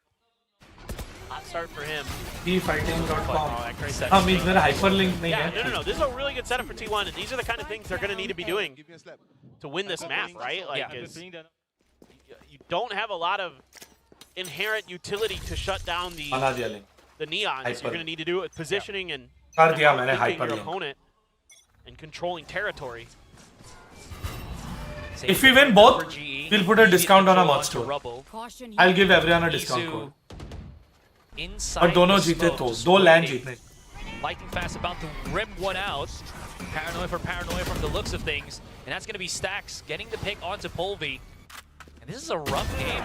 Yeah, Lord. because Back. again, the double controller, they have to push out. Please! Blaze King thought that he maybe could get a catch onto Waterfall. And the hyper proactiveness of T1 giving them some pretty good picks on GE players.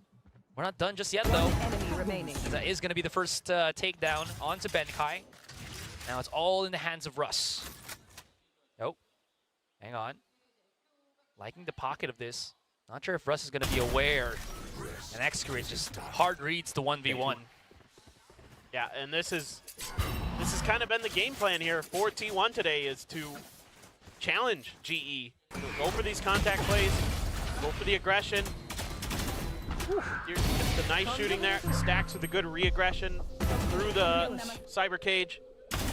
Excurate that's in a bit of Decent a bonus. off-angle position, so it feels like it could be pretty similar to some of those rounds in Icebox. There's just a lot of fighting early for control over this space, because both teams kind of need it to make this map work the way they want to. Sees nade off the rip, but this time Polvy's not dashing for that rope spot. A good shot from Saya. Wow, Saya really wants to take that fight and beyond. Stacks, though, risky positioning. Actually gets caught by Lightning Fast, who just peeks through. Nice. Vulnerable and everything through the toxic screen. Not really going to matter this time. Blaze King now tries to find a bit of contact as well by himself outside of B main. This is just full confidence that we're seeing here for GE. No push just yet, but you can see how they kind of want to approach this, slowly inching away from A. And I'm a bit surprised that some of the game plan for GE early isn't a little bit more contested for C off the rip, potentially as well. I get wanting to fight for A to show a little bit more presence, but a little bit slowly rotating over this direction off the fault line. Okay, I got to buy a little bit of extra time. No, right now there are no custom jerseys available. They're all out of stock. This is Polvy just going for those pre-fire angles. Excurate all alone still 30 on this seconds C left. site. Paranoia being thought about. Have to find the right timing for it. And oh my god, this position from Lightning Fast. Oh, he actually cancels it. Excurate, I thought he was going to go for the push, honestly. No push! Does get the first pick, repositions, does get caught out through the smoke banks. Benkai finally gets the pick, but the Saya player also able to get a pick by himself. Blaze King and Benkai now rummaging through B, and Izu pops out for a nice little surprise. Nasty as can be, and Blaze King just has to forfeit this round, equalizing 2-2. Out. Snappy from Izu. Great reaction. Great read of the map. Great read of the timing there. Excurate working that position to a T. I mean, they even get the spot on him, but it just didn't feel like GE ever felt comfortable enough to try to punish that position. Early play for Saya. This opening really... Great anticipation of the slide angle there. Saya right there to shut down the push onto the site. Izu ready to make sure that the round is definitely going to go T1's way. No plan available. This is kind of what I'm more considering here. I mean, without a traditional Sentinel, just the chamber, a lot more opportunity, I think, to punish this mound area. Really make T1's life a lot more difficult. At least get the space. A bunch of pings now coming out towards the A site. Yeah. Especially without a Cypher for T1, right? Right. Makes it even much easier to push on that C. The only thing they really have to fear is, we're talking about it, those quick first contacts when the Paranoia's impact is at its most, when you hit somebody with the Paranoia. So obviously after that, then there's no more Paranoia. Or the Fade Util. Like, those are the two things you really got to worry about. Yeah. Saya player, though, really wants to hold his position here. Can always TP out. Wonder if they're going to chase him through the wall. In any case, that's going to be a no. Polvy does get taken by a shot, and this is just full-blown crossfires being set up by T1. It is working so well for them. Exit's already dropped onto the site. Unsure if they know that he's here, pocketed himself. Now spots that Benkai around the corner, falls down. 30 seconds left. Cypher ult used as well. Blaze King, great catch onto Excurate. 20 seconds, now knows where they are. Has a safe position to plant the spike. Does get hit by the trap there, so he's going to be slowed for a little bit. Gives access to Carpe and Saya to come around the corner and almost gets the first hit, but Carpe just a little bit too quick on the trigger. Yeah, I mean, I really like these kind of staggered defenses that T1 has in their back pocket if they're not able to like take early map control. Yeah, like they're willing to give up this space, but What is the hashtag 735? That's the total where we stand overall in the season right now. Picking their moments to commit. And it helps that Saya can kind of use himself as that early warning, that early alarm. Yeah. When he has to TP out, he's really good about that. You know, even if he doesn't necessarily find a pick in that round, he still gets the info on what's going on, where GE is leaning, and that allows T1 to react nicely and decisively. Yeah, and I like how I pointed it out because that's exactly what T1 was doing the last time we saw, you know, them bring out Saya player. Lotus, I think, was the biggest example of that, where they're kind of just banking on the fact that Saya's just a really नहीं आ रहा अपने पास magnet off था अभी magnet on कर दिया. Always, as you were mentioning, get all that information, hit some shots if he has the operator, sure, bigger threat levels, and then just kind of play around for that. It's super risky because again, you don't really have any fallback utility. You have to play within the moment itself, right? So it's hard. Again, it's risky, but T1 slowly, somewhat is making it work. Absolutely. And now they've got an Odin as well to help kind of control some of that space potentially a little bit more. Yeah. That's something that absolutely GE is going to be aware of. And let's see what the setup is going to be like. Sometimes you can throw some of those haunts out from B. Ah, there it is. Towards A. Yeah. Oh no. Here you go. Oh no. Oh no. 2 seconds. Oh no. Ah, there it is. Yep. The haunt from B. I like that setup. I mean, that's kind of the El Clasico, right? Yeah. Odin's in A. Didn't get damaged. Not like this. Oh, that's a great Not one. like this. Oh, Carpe actually putting a smoke right in front of him, so he has some fallback positioning to play around with. Now there's 2 smokes where he can just kind of pocket himself too. Good damage altogether. But it's not the damage करके चले गया. Blaze King running rampant भाग जा भाई. onto the back of tree here as he's just down to 9. Still the numbers advantage favoring GE. Stacks back with the haunt. Hey, low. Still also has a prowler. If he throws it out right now, that will spot out Polvi. But he's waiting. We get the Nightfall if he gets 1 kill here. Also true. Smoke's fading right now. Stacks backing away. Paranoia as well. He's about to get hit by like 4 people, but does he hit by 4 people, or he's the one that hits 3? That's what I was afraid of. Oh my goodness, Stacks with the 3K and T1 with the retake. Yeah, I like the change up here from GE in terms of just, well, okay, if we're going to play a little bit slower and give them time to kind of think through things and react, we're just going to push the tempo. You know, once we have an identification on a position, we're just going to say, okay, let's close in on that, eliminate the player. You know, they give themselves a really good opportunity, but Stacks just goes absolutely mental over here.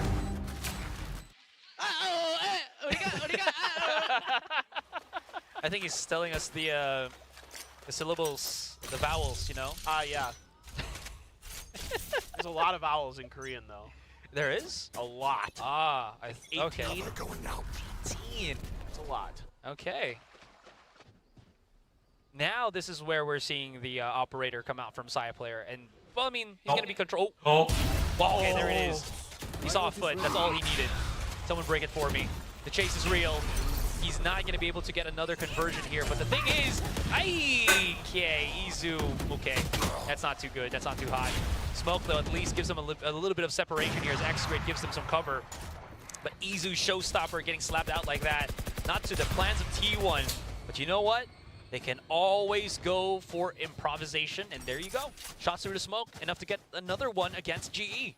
Man, Russ just ripping Izu out of the air there. That's unfair, but it do be like that sometimes. I mean, they don't have any info on A, so you got to be worried about someone tucked behind the rocks, behind Rebel. There's a lot of tricky positions to have to worry about, and this is kind of the old fallback here is, well, you know, there's probably going to be some kind of trap in the corner, but Stacks takes a lot of damage. Go for that seize to try by a little extra time. 30 seconds. Very early on the use on the Nightfall as well, though. But if it did had 3 tracers on B, that gives a lot of information for T1 that they're still here on B, and they might actually go for that rotation. They might not know that X-Grid's gone around the corner here, and they do. They get that refrag, and Saya player goes in! Headshot on both ends! Operator to Headhunter. What do you choose? Why not both? it's all these bait and switches in this round for T1. Off the rip here, yeah, Saya gets the early peek, but then it's just to like bring people in towards these setups. And at the end around the door, it's Saya again baiting for X-Curate. He only gets one, but Saya's good for 2. 3 on the round. What a performance there from T1. I like these ideas that, you know, They will break against it's hard for GE if you're just kind of like cutting players down along the way and just forcing them to push your space. GE can't really find these openings that they'd like with this comp. Haven't been able to get that value out of that Neon. It's been very quiet so far. It's going to be a catch on a Carpe with the dart. See if GE wants to try to punish us a little bit. It's all classics though, so this is going to be a tough round for sure. Yeah, his smoke's already depleted, so he has to wait for some time right now before he really starts moving in. Rest of the T1 players have actually rotated onto C here. Smoke from X-Curate does assist Carpe enough, but Carpe also forced to use the snake bite, his only one for this moment. Now pulling trigger. That's going to be stunned on X-Curate. Cannot really pop a shot as he was stunned by the fault line. Polvi comes in, gets the pick. Nice use on the fast lane, and that's going to give him some coverage as he tries to reposition inside the smoke. So much pop shots, so much damage, and around the corner, it's just a big, messy fight. And out on top is going to be T1. Yeah, well, I think that's actually a pretty good hit from GE that time. They get a lot of util to land, and they give themselves the ability to get pretty deep into the site. It's just you have all classics, so yeah, what you can really do in terms of firepower. Yeah, it's just so tough. But still, though, that was close for comfort. I really like the cascading uses of the smokes there so that there's really no visual confirmation for T1 that, we have to shoot here, here, or here. Right. Both timeouts. It looked better in that round. And yeah, the second timeout already for GE. But this is, again, it's really interesting that this map has been really good for both teams this year. Yeah. And, you know, especially GE with the Neon, you know, Polvi, we're picking him up before the match and the pre-show. And yeah, so far it's been completely nullified. And it's just these really disciplined positionings and utilization of their utility by T1. They're showing a lot of different looks on their defense. Sometimes they challenge you at the point of attack. Sometimes they wait for you to get a little bit deep into the site and then they hit at you. Yeah. It's been really tough for GE to get comfortable and get a read, it feels like. Yeah. So maybe this round is it. It just feels like it's always free damage, right? I mean, I'll just say it as here. Big difference between Neon and Arrays is Arrays can go vertical while having that, or sorry, horizontal while having that verticality, right? Flying up in the air like a jet. With a Neon, if you get like hit by a stun, hit by a paranoia, hit by a snake bite, you're taking all of that while you're going into the site. That's true. It's very true. So a lot of that timing for Polvi seemingly disrupted. Saya, oh boy. Polvi. What a spot for Saya. I mean, you could see that Polvi's aware of this. He's just slowly encroaching ever so slightly. So it's going to be the battle of the aces. This is a mental battle, ladies and gentlemen. This is a standoff. Well, they can't see each other, but I'm pretty sure they know what's up there. I think he has an idea. I mean, you have the paranoia, potentially, or Benkai might just die on the swing out. Yep. Spike down. Yep. Izu's on the assist, takes down Polvi as well. Lightning fast alone, goes in, but again, dude's just a bit too snappy, a bit too crispy on the shots. Rust getting access onto that B side, spotted out by Carpe right now. As he comes in, X-Ray gets spotted as well. Rust pushing through. Heroics actually paid off. 1 versus 1 for now. Chase in. Izu might fall down into this, and he actually jumps out with the classic. What a mad lad. 2 versus 1. Blaze King, 30 spike in seconds hand, left. and now he's going to rush into the A side to maybe get ourselves here a 2 versus 1 on the clutch. Well, the real question for me is do you pop the showstopper here as Izu to make sure that you're guaranteeing this round? Blaze King, nowhere for him to use that neural theft. All the bodies of T1 are over towards B and C. Ooh. This is tricky. They won't know where he is as well, though, right? So it's a game, a dangerous game of hide and seek. But they're slowly getting contact already here, so they should know where he is for the most part. Yeah, there it is. That's that first. Wow, that's so smart from Izu. They're reading things so well. And again, it's these bait and switches off of Saya players' positionings that are just really destroying GE. And this time around, to make matters worse, you got the early pick on a Benkai, so you're losing a lot of that deep utility to set up Polvi right off the rip. And he just swings out and dies to Izu. Okay, you're able to clear some space in towards B. But at the end of the day, it's too little too late. And it's just a great game plan from T1. I mean, they really understand how to work the map. Yeah, 100%. I need there. So smart in just how they approach things. Anywho, set up again. Nade into the opening.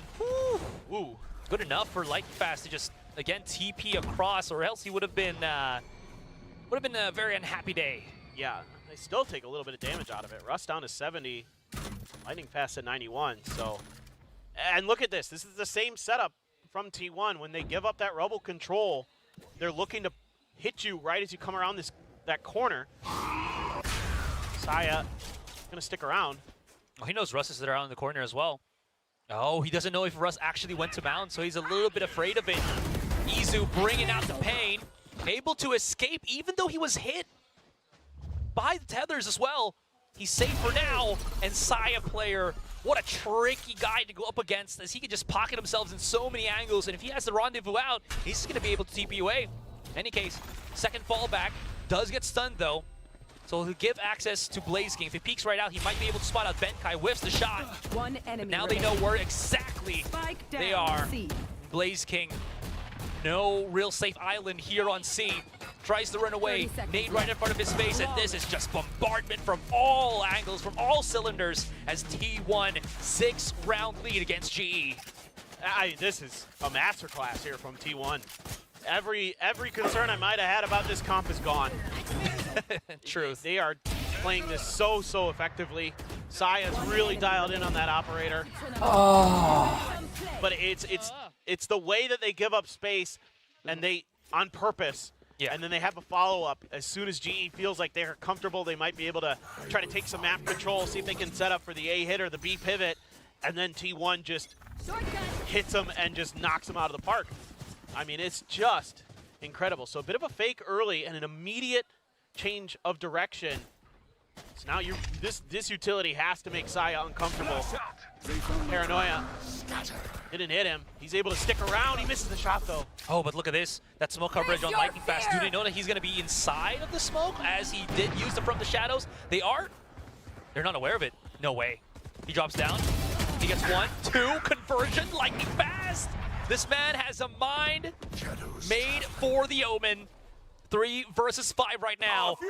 As control of the C site immediately lost by T1. Now there's a big flank coming in as well from Blaze King as he's picking them off one by one. Izu alone on top C, throws the nade, could get the catch onto Polvi here, but he's pocketed well on the box. Not really falling down. He doesn't even know that he's there. Yeah, he should go down to Polvi. And now it's only up to Saya player. Gets just pummeled. There's no even real need for Blaze King up until that 1 kill against Carpe. Round in the half. Well, that's the old talent play right there, where you TP onto that smoke. And if I'm not mistaken, he even jumped on top of it inside the smoke too. Yep. Trick shot. Just great stuff there. Having to dig a bit deeper into the playbook now, or GE counter this. Really great defender side from T1. 1 more round in the half. Couple big ults, yeah. Tour de force. Carpe has the Viper's pin. They're just going. Oh. He's just around the corner here. That smoke gives him some leeway, but popping shots through it actually blows up right in his face. Coming around the corner here. There's the first pick on Xspirit. Cannot get that second kill, but Russ is very critically low. Snakebite thrown out. Lightning Fast jumps through, able to survive. It's a 2 versus 2, but the HP's very much heavily in the favor of T1. Spike has been planted though. They do have control of the back of the site, and Spike is planted out for open. No more paranoias. There is a tether in the hands of Russ here. But again, table could have actually turned. Down onto Stacks, last player standing. Back of the site, the double up from GE. He's actually coming around the corner. I don't think, oh, now they know. Just barely nicked it. One more in the pocket from Russ, actually catching stacks. What a round from GE. Yeah, finally able to find a way to break through that chokehold that T1 tries to set up around that alt orb on A. But it took a long time. guys. And is 4 rounds on your attacker's side going to be enough for GE on Lotus? Statistics would say probably not. Yeah. However, this is Pacific, and we don't really like statistics. Yeah, and to be fair, to the credit of GE, I feel like their defending side is still formidable if you put into account how good the improvements have been between Blaze King and Benkai that also loves to go for those Sure. spams. Sure. So that's something to just, point out there as well. Oh, absolutely. I mean, it's not going to be easy for T1 at all, I don't think. Yeah. Could be wrong, but really a lot of support for T1 out there. I'm not sure why we're cooking Phoenix. I think he likes to live in the flames. Maybe that's why he's cooking. That's true. That could be. Brother is heated. Okay, so how do you do fusion between Sky and Sage? That's still just Sky or Sage. Or Skage. Skage? All right, I'll take it. Yeah. I don't understand that one. मैं कहीं गया नहीं था, इधर ही खड़ा था, बैठा नहीं जा रहा था. Wait, maybe it's because lightning fast? No, but that wasn't it a T1 sign? But I don't remember. I'm not putting any more thought into that. Okay. You know what? I love our Baseball bat मैंने हटा दिया नहीं तो तोड़ It देता. was a cool picture. Yeah, see, they have such beautiful minds. Goes there. They're well ahead of us. Oh, yeah. Light years ahead. Well, To infinity and beyond. absolutely. T1, even though they lost the pistol, doesn't really feel like they did on that other half. Now coming over towards this attacker side. Whoa. A lot of pressure at Mound for GE, really gambling on that position. Blaze King's util set up deep into A. Izu watching for this push out, expecting some aggression, but he's going to pay the price. Yeah, just Nice. he actually crouched for that too. He wanted to take that fight, but too many players from GE on that perspective. Don't sit, we are winning. Look at where this camera is. Camera taken Oh, out. Carpe was aware. So that will give them some access onto this A site. Carpe, by himself right now, does deal some good body shot damage. And now this is just going to be a slow burn, a slow siege into the A site. Benkai Spike planted. setting up the stun already. Maybe something for Polvi on the back of the site, not sure. In any case, Spike has been planted. Good utilities though for post-play. Nice shot from Carpe. Excurate follows right back up as well. No. Comes around the corner. It's all down to Excurate. Nice, Blaze King. Shot. Clutches the round.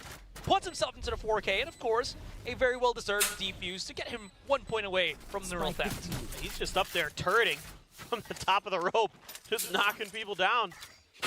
T1 trying to see if they can go for trades, and Blaze King just stands his ground. Starts knocking players over. Great push out, great early win. Good follow-up off the stun from Benkai there. You can see he's just, every time a T1 player tries to go for the trade, he's just ready for it. Yeah. Let's go, Gary. Let's go! You deserve it, man. Blaze King deserves it. This should do. I think he's one of Round the तो अच्छा था. calmest and most positive players we've seen on GE.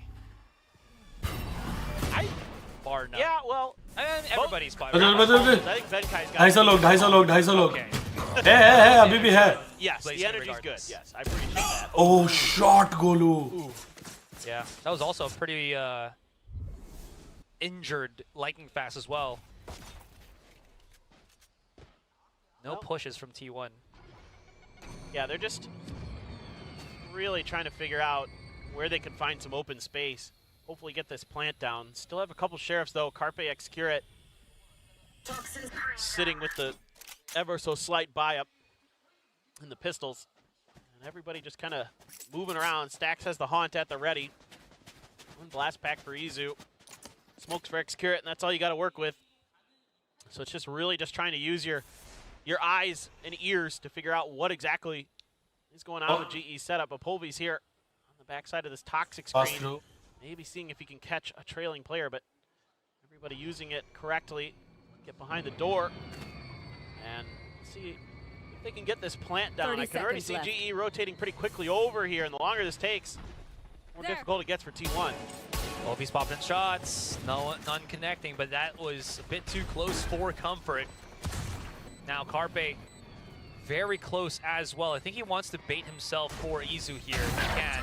Whoa, Oh, what? Be a nasty Sheriff player. Again, we've talked about this. Man is on a mission. Lightning fast coming around the corner here. Expert inside the smoke, Nice. spotted out by BlazeKing. Down to Carpe and Izu. Last player standing. Good tag though. Not gonna be enough. And Russ spots out Carpe there. Yeah, like For that takedown. Carpe shot was just... GE, ever so slightly, ever so slowly, are building up back that lead. Yeah, for a moment there, I was like, is this going to be one of those rounds? It was close. That shot from Carpe is the narrowest of angles. Yeah. Man.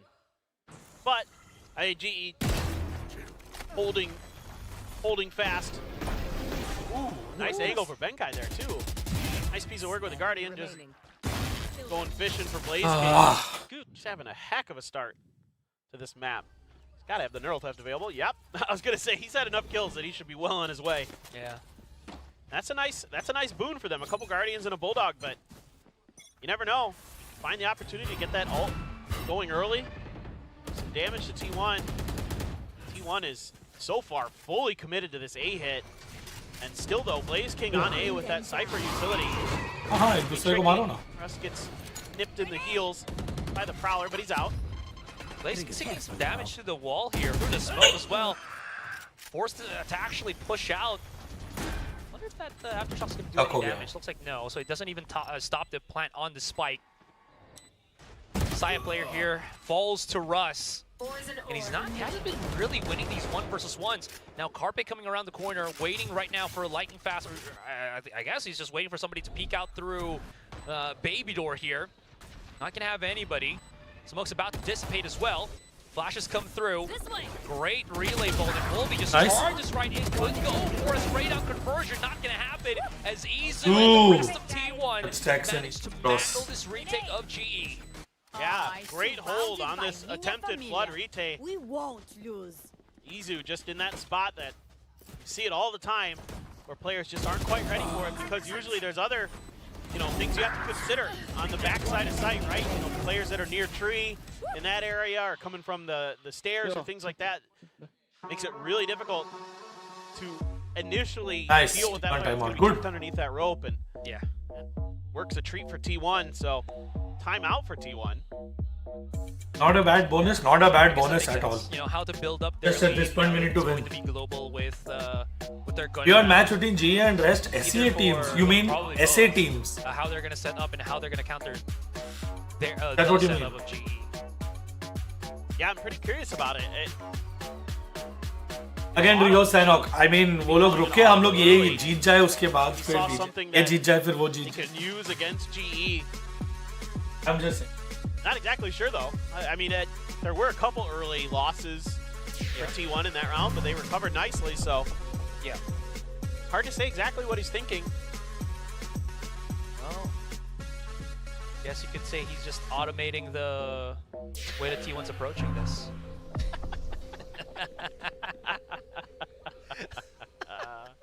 I love it. Okay. The best part is I can hear Achilleos groaning from the all the green way room. from the green room to the hallways. Okay, let's get to it. Obi's just sending it. Oh, he actually gets patched through the hunt, but does it himself as well. Still net positive here for GE. No. They're not able to fight back. They're so Isolo. and the damage is done. 2 versus 1. Stacks backs away. BlazeKing already at the flank. Benkai keeping him pressed in. If Stacks can beat down Benkai here, that's going to open up the A site. But does he know that BlazeKing is coming around the corner? Flick from Stacks. And now he's afraid. A little bit aware. He's going to be able to move just in the nick of time before he gets stabbed in the back. I don't think so. And now he hears it. Neural theft. There it is. Just for a bit of that confirmation on where the placement is going to be. And he's chasing him down. He wants blood. 1 versus 1. Comes around the corner. 61 HP, 4 stacks. Hit. And this is just a game where BlazeKing has all the information. And he has it. in the bag. तू diffuse कर. 9-7 is तू GE. diffuse कर. तू BM करना बंद कर. तू diffuse कर पहले. Oh, yeah, I mean, this is just one of these Diffuse rounds where GE's just saying, okay, T1's just been going A every time. That's fine. We'll fight for that. And they come out ahead on it. You know, they get completely stuck behind the rocks. Can't really ever comfortably push out.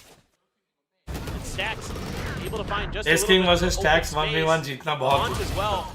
Really nice from Russ. Reveals a position for him. They've got him just stuck back there. They're willing to challenge that. They've got the better position. They've got the better hold. Stacks fights tooth and nail to get out of it, but Blaze King has has so much info. In that neural theft. Right there. Knowledge is power. Yes. That 101 position. मजे करने दो पहले diffuse करो. Exact position of your opponent is, well, a sure win for you. When it puts T1 on an eco too, so that's a massive victory. Polvi looks like he's gonna just rely on the lightning fingers. Go for the old Palpatine strat. See if he can find some value out of that. Everybody else, rifles for the side of GE. Stacks has that Nightfall though. Carpe one away from a pit. I mean, there's a world where T1 can use Stacks' Nightfall to scale, pick up an orb along the way, or just use the plant to get Carpe's ult and just see if they can go for it.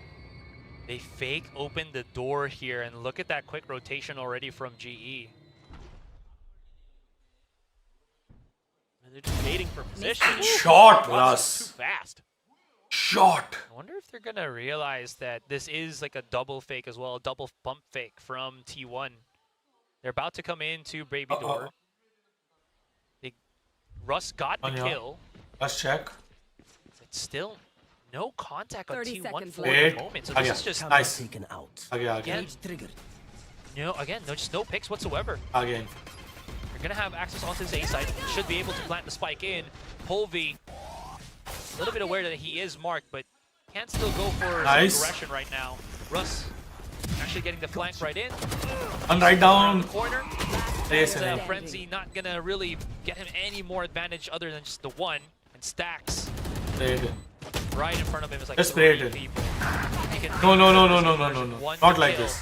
Not like this. Flick is gonna help him out a lot more here. Hold on. 5 bullets. That's why not like this. Around the corner is going to be. That's why not like this. What? Stacks! Not even sweat. A hero!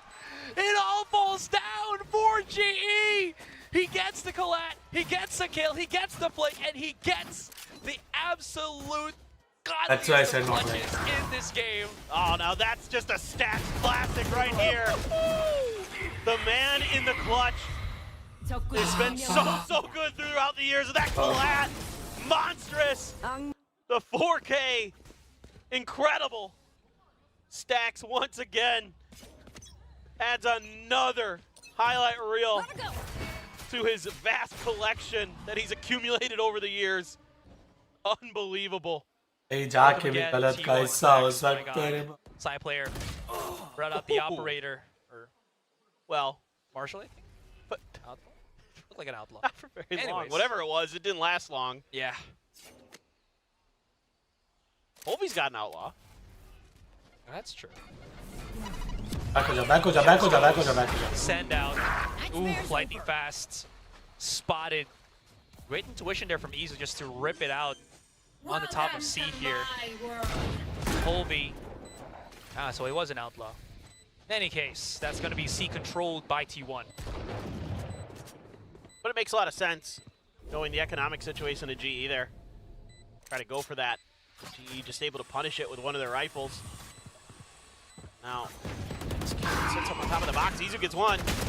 Oh, Russ though. That's going to be difficult. Izu, he's somehow managing to divert or actually get away from all of this kerfuffle that GE are throwing at him, and he actually gets the big flank. Could even go for the ace here if Stacks doesn't get that kill, which he will. And T1, 11 rounds in, GE's falling behind. Yeah, we are 2 rounds from going to map 3, from going to Ascent. Oh yeah. T1 here, great read. Using that prowler to follow, set up the ult for Izu. He just starts knocking people down. Stacks still feeling it. holds the mound, holds his ground. Now you go over GE into a bye round. Feels like the must win. Yes. The cash will be a little bit short. Oh, what a shot from Zaya. This time he's got the op. Okay, there it is. I think he took the body shots just to make sure, I think, that he can find where the final slide of Polby was. Still a good shot though altogether. Izu, same thing. Gonna be underneath here. They might not have to exit out right now. No, it's just Extra actually backing away for the moment. Now Blaze can come around the corner here. Very brazen as he falls to Extra and the rest. There's 3 remaining players right now for GE. Russ as well. He actually gets tagged, but that's a tag and a pseudo HP reduction because of the ultimate. Lightning Fast coming around as well for the flank, and he does get picked off by side players off. And Russ might have to actually just exit out of this one as well, he's got no option to really do anything. Execrate's out for blood as he really wants that revenge, but Russ is going to be holding on to this Vandal coming into the next round. Yeah, absolutely the right play there from Excurate, understanding the situation very nicely. Even though he dies, if he can rip this rifle away, does more damage. Carpe's going to get it anyway. Final kill going T1's way. They're able to knock all the guns out of GE's hands, and it is map point. Looks like we might go into Ascent. Probably are. What a very good final map to put ourselves in. Stellar round all out so after that clutch round from Stacks. Everyone from T1 got reinvigorated. Yeah, he does that, man. He's done that so many times throughout his career, where he's able to find a clutch and all of a sudden, whether it be DRX or in this case now T1. Oh. Ooh, quick flick. Quick scope as well. That's a trade-in. Lightning Fast immediately pulls the trigger on his ultimate there just to see if he needs to be at the other position. Still, he's going to be able to pop smoke right in front of him. Jumps, gets spotted, throws out the paranoia, but he does get countered out himself. Goes in, repositions. Does he know? Do they know that it is going to be rubble? Doesn't matter. Izu shuts him down. And this is T1 marching slowly, surely into the A side. Polby's here though to deal with them, as his teammate gives him that ultimate to play around with. Nade puts him down to 60. T1 doesn't have to really go for this just yet. Can force GE to cook a little bit more into the site, but they have to be cautious as Blaze King, position of power, is around the corner here, gets taken down by Carpe, and we're still neck and neck. HP advantage still of GE. They're running around. Can they transition? They're gonna hear all this. They will. Izu might get actually taken by Benkai, and that it is. Body shot down. All up to Carpe in the 2 versus 1. Polby already fast, coming around the corner. Oh my god. Aftershock will force him out a little bit. You can already see where Polby is expecting Carpe to play the aggressive angle. Carpe's not biting into it up until the very last moment.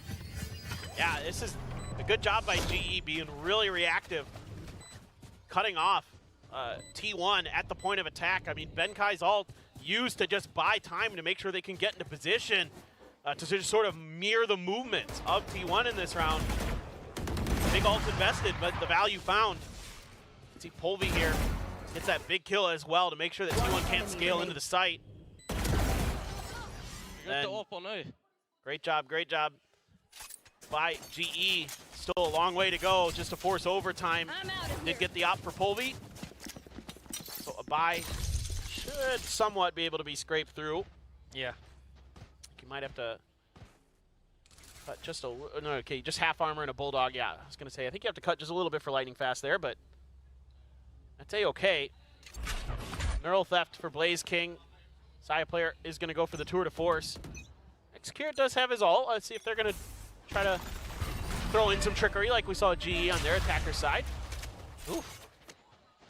Blaze King's got the operator. I wonder how this is going to go. Does he have a fallback weapon, or is he just going to opt the entire round right now?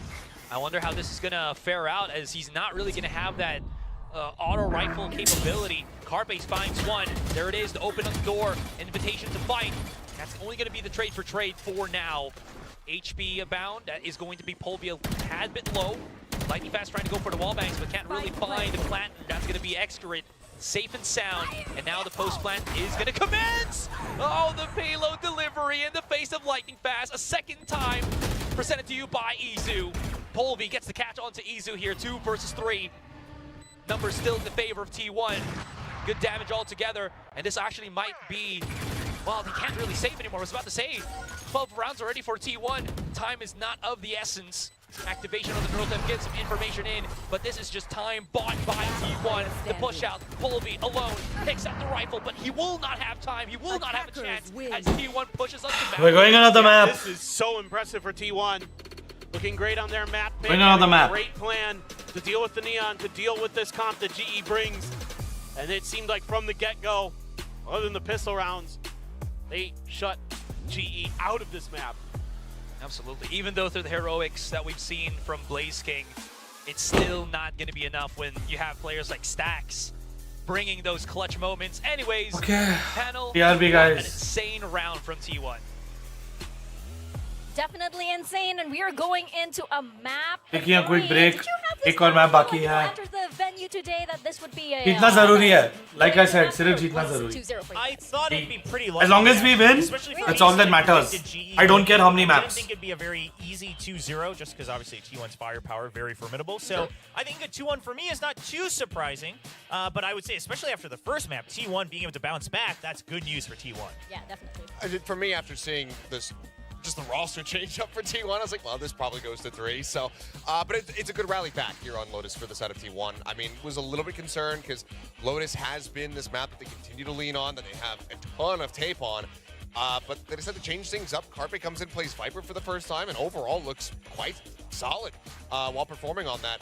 And they're able to get the win all the same. I thought that GE was maybe going to have a really solid read, just given that they could study this map so many times over. But yeah, just never really got the full firepower coming out from that Neon. Polvi was really struggling to find value here. Yeah, it did feel like that GE maybe had a good answer prepped for the Chamber, but not so much for how they would break through T1 being prepared for their Neon, right? So I think maybe just one step short here for GE on the prep. Yeah, I like that you brought that up because, like, they were definitely focusing their fire on Saya player quite a bit. And it feels like they almost, had that tunnel vision in a way. And yes, bringing up, Polvi, obviously, guess endgame game aside, it was a bit of an underperformance, but I feel like, GE actually had more cohesion here, but T1, they just had more firepower when it counted, and just as we saw in those last few rounds, it was just GE crumbling a little bit in those last few. I guess the pressure maybe got to them. Yeah, I mean, it's a bit of an inversion compared to what we were seeing from Icebox. Granted, no thrifties this time. But, GE, they come out, they managed to get themselves 12 first kills in these rounds, but how many times did we see Saya just getting picked off outside of A, pushing up towards Rock and Rubble, but then T1 just goes on to win the round? It was happening continuously on their attack, and a lot of that just had to do with the efforts of the rest of the squad. Izu as well on the entries was just looking incredibly solid. So this was a very good turnaround performance here from T1. Yeah, I think that's a big part, is that Isu getting more and more comfortable now that he's just consistently on the duelist, not having to flex around across different roles and different agents. So sometimes, he's doing it when he has to do it on his own to go in and create space, but he's also waiting a lot for right setups, making sure that he's just checking that one angle that he needs to clear as the entry and trusts his teammates to be really covering him from the back. So overall, I think T1 working with the composition despite having, Chamber not a true sentinel in the same sense of Killjoy or Cypher, they worked around that composition quite well. Yeah, and I think, I was going to say, I think the thing that really needs to be discussed in addition is just both of these fades, because Russ, really solid performance for the side of GE. He was very much keeping them in this game with some of his moments. Lightning Fast as well with some really nice performances. That TP up onto the box, the drop down while he was lurking within the smoke to be able to pick off those players. Just, at CT side to side. At C, I can talk. Was really, really good. But then also Stax, the 1v4 clutch with that Guardian in hand was just absolutely gorgeous. So the fades, I think that they were the big standouts for me. No, I love that you brought that up because I feel like that was also such a big, the morale boost of that, of a 1v4 is massive to a team, right? When you need that signal to be able to rally back, to suddenly go charging, and that is your signal, especially for a player like Stax. And obviously, listen, we all remember some very memorable moments of Stax in the past, but it started to happen not as often And recently, I'm sure you've all seen the clip where Mako talks about what Stax told him about the pressures of being an IGL, and Mako referenced, surely Stax is not the IGL right now, because otherwise he wouldn't be making clutches like this so confidently. So now that we see that the pressure's off his back a little bit to just play the game rather than having to read the entire game, Stax is putting up some great performances here on T1. Yeah, I mean, here it is, speaking of the devil. It's the instant snap, the lineup. I mean, they want to push him. They know that he's the K down, and they just perfectly align for him to be able to get that double headshot. And then by this point, I mean, he's already willed away at him, so it makes for a really easy final chest shot to go ahead and take him down. Really good. I mean, that's just classic Stax. Yeah, and obviously they lined up, sure, but at the same time, you have to really give credit to Stax's movement there to line that up himself, right? It's because he's counter-swinging away from them, now counter-strafing out of it once again, that he gets that opportunity. So again, it's just when you have a star player like that that's able to just focus on the game, he's gonna bring home some rounds for you. And that's the thing, right? For T1, all of these guys are star players. Yes. All of these guys are capable of performing at that level. And I feel like it's really just more a question of the chemistry and the cohesion that the team needs at this point. GE might have that as their edge over T1, but again, it's like, again, it's 5 players that are able to perform in this way like that one before. I mean, even then, it's still, in that regard, rough, and I think that T1 is in a solid enough position. I mean, we got to talk to Data after Stax had joined all the way back in week 1, and he said that, him just kind of getting accoladed to the team environment, it happened almost instantaneously. So there was a couple things that needed to work on that were primarily around comms, because Stax needed things slowed down a little bit because his English isn't as strong as the likes of, Saya, Carpe, etc. Because, I mean, he didn't spend years living in North America. Sure. So aside from that, he said, he's just really fit into the team almost instantly. So I don't think that that's even that much of a concern. Yeah, and I feel like, as we mentioned, we did have players like Izu, for example, who really popped off with 24 kills. Yeah, we've talked enough about all the supporting acts, but truly, the real star of this game was the top fragger. Yeah, it was actually me. You nailed I should it. really get quadruple upgrades here, rank ups. Yeah, get yourself out of silver. Yep, okay, so just make sure man. everybody's on the same page. We had, the viewers actually did have a nice try. I would have said neither one. It was almost looking the viewers that got way. it. Yeah, it was almost looking that way, but we do have Izu, and we have Polvi. Polvi was a 20k Achilles. Yeah, Polvi started to climb right back up. He was having a rough game in the first half, but he was. But you know what? I thought that with him going back over to the Neon, that this was going to be huge. Jet has been where he was struggling previously, and he was cooking on Jet on Icebox. He said, okay, now he's going to go to Neon. He's going to go absolutely crazy. He's going to dominate this lobby. But I got let down by the Lorax. He couldn't come up with the kills. Or viewers, where do our viewers go? Oh man, our viewers go double up. They go up. Yeah, there you go. They guessed correctly as well. All right. The viewers know. There you go. You all know. Nice job. I do like that, the gamble on the neither one. But of course yours was like an excellent pick. How'd you do that? Yeah, no, I got it correctly. You believe. Have we? Is this the final current ranks? Yeah. Currently, yes, it is. Okay. Yeah. We're not doing too bad. Yeah. I mean, listen, I only really care about my own rank. I don't really care about everyone else's. So. You'll just say that to make us feel better. Yeah, but there you go. It's really your own agenda, right? But right now we are heading into map number 3. It's gonna be Ascent here. What are we feeling, especially since we've seen both teams here at their best possible form today? I mean, I think this is going to be a banger coming up here on Ascent, because now we've seen that both teams are feeling pretty solid in their own conditions, right? The chemistry is now getting there. They've been warmed up, most likely. Not going to see any picks change here, right? I mean, it's still going to be the Ascent that we know and love, and so it's an all-out brawl. I mean, that's my big curiosity, is there going to be any development here as far as the comps are concerned, or do we just go with stock standard? I think as far as the stock standard alignment's concerned, it's good for T1 because you have Carpe in the play the Sova. Yeah, but that does mean that the last time T1 played this is where they put Saya onto that Jet, right? So, okay, so they are going to go with that. Okay. And then they're going to put Izu onto the Killjoy and making sure now Xcurit doesn't have to keep shifting around as he's trying to focus on the IGLing, so he gets to stay on the Omen. So it's yet another shift here for T1. Yeah, and I feel like, maybe perhaps this is a, comfort zone, just default, don't do anything crazy. Yeah, I think this is probably for the better, right? If you're going to have to still swap, I say Izu, go onto the Killjoy. You can still just focus on your own aim. You can really play as an anchor, and Xcurit now gets to not have to hop around and use all the different abilities while he's still trying to call the game. And for the side of GE, they need Polvi to really be able to lean back into that jet performance from Icebox. You know, the operator's still going to be a bit of a concern. Outlaw as well, coming into this map where you often do on that defending side want to be getting operators into your jet's hands as often as humanly possible. But if he can improve in that regard and then just also maintain his rifling performance from Icebox, Global, they're definitely in with a shout. Yeah, I think it's going to be a huge Silva battle, right? The Benkai versus Carpe. How much info can you get? How much of a fate can you put onto the other team? And obviously for Benkai, how well do you call off of that information? Yeah, massive tests indeed for all of these players right now. As we head into our third map of the day, it's going to be Ascent, and it's going to be Paper Thin and Azurai. Yes, it's gonna be us. Not May. He's not here. He's not here today. Yeah. But anyways, map number 3, here we go.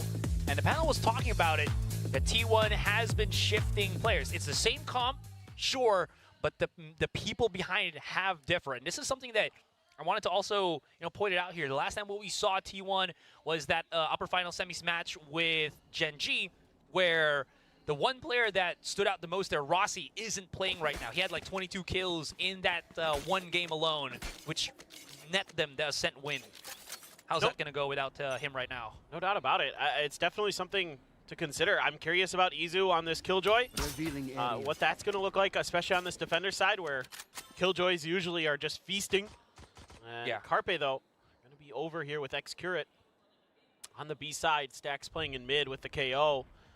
Stax, obviously playing so much KO on this map throughout his career. A little bit of contact. Carpe under pressure. Gets the first kill. Traded immediately out by Colby. Ooh, Excurate. Ouch! Okay, immediately repositions. Great paranoia. Actually able to stop them dead in their tracks on fast lane here. Or, excuse me, lane. But they can't really push up into the site, but that's not really the concern right now for GE. As they're re-aggressing, coming around the corner. Great shot from Polby. Mid is exposed. Saya player hears the footsteps, pockets himself in, and this is just great contact altogether by GE. Dust settles. It's only down to Izu, but he's coming around, spotted by Benkai. And now they can start just marching their way up onto B. Izu, I think he's overreading the situation, might be thinking that they're going A, but no.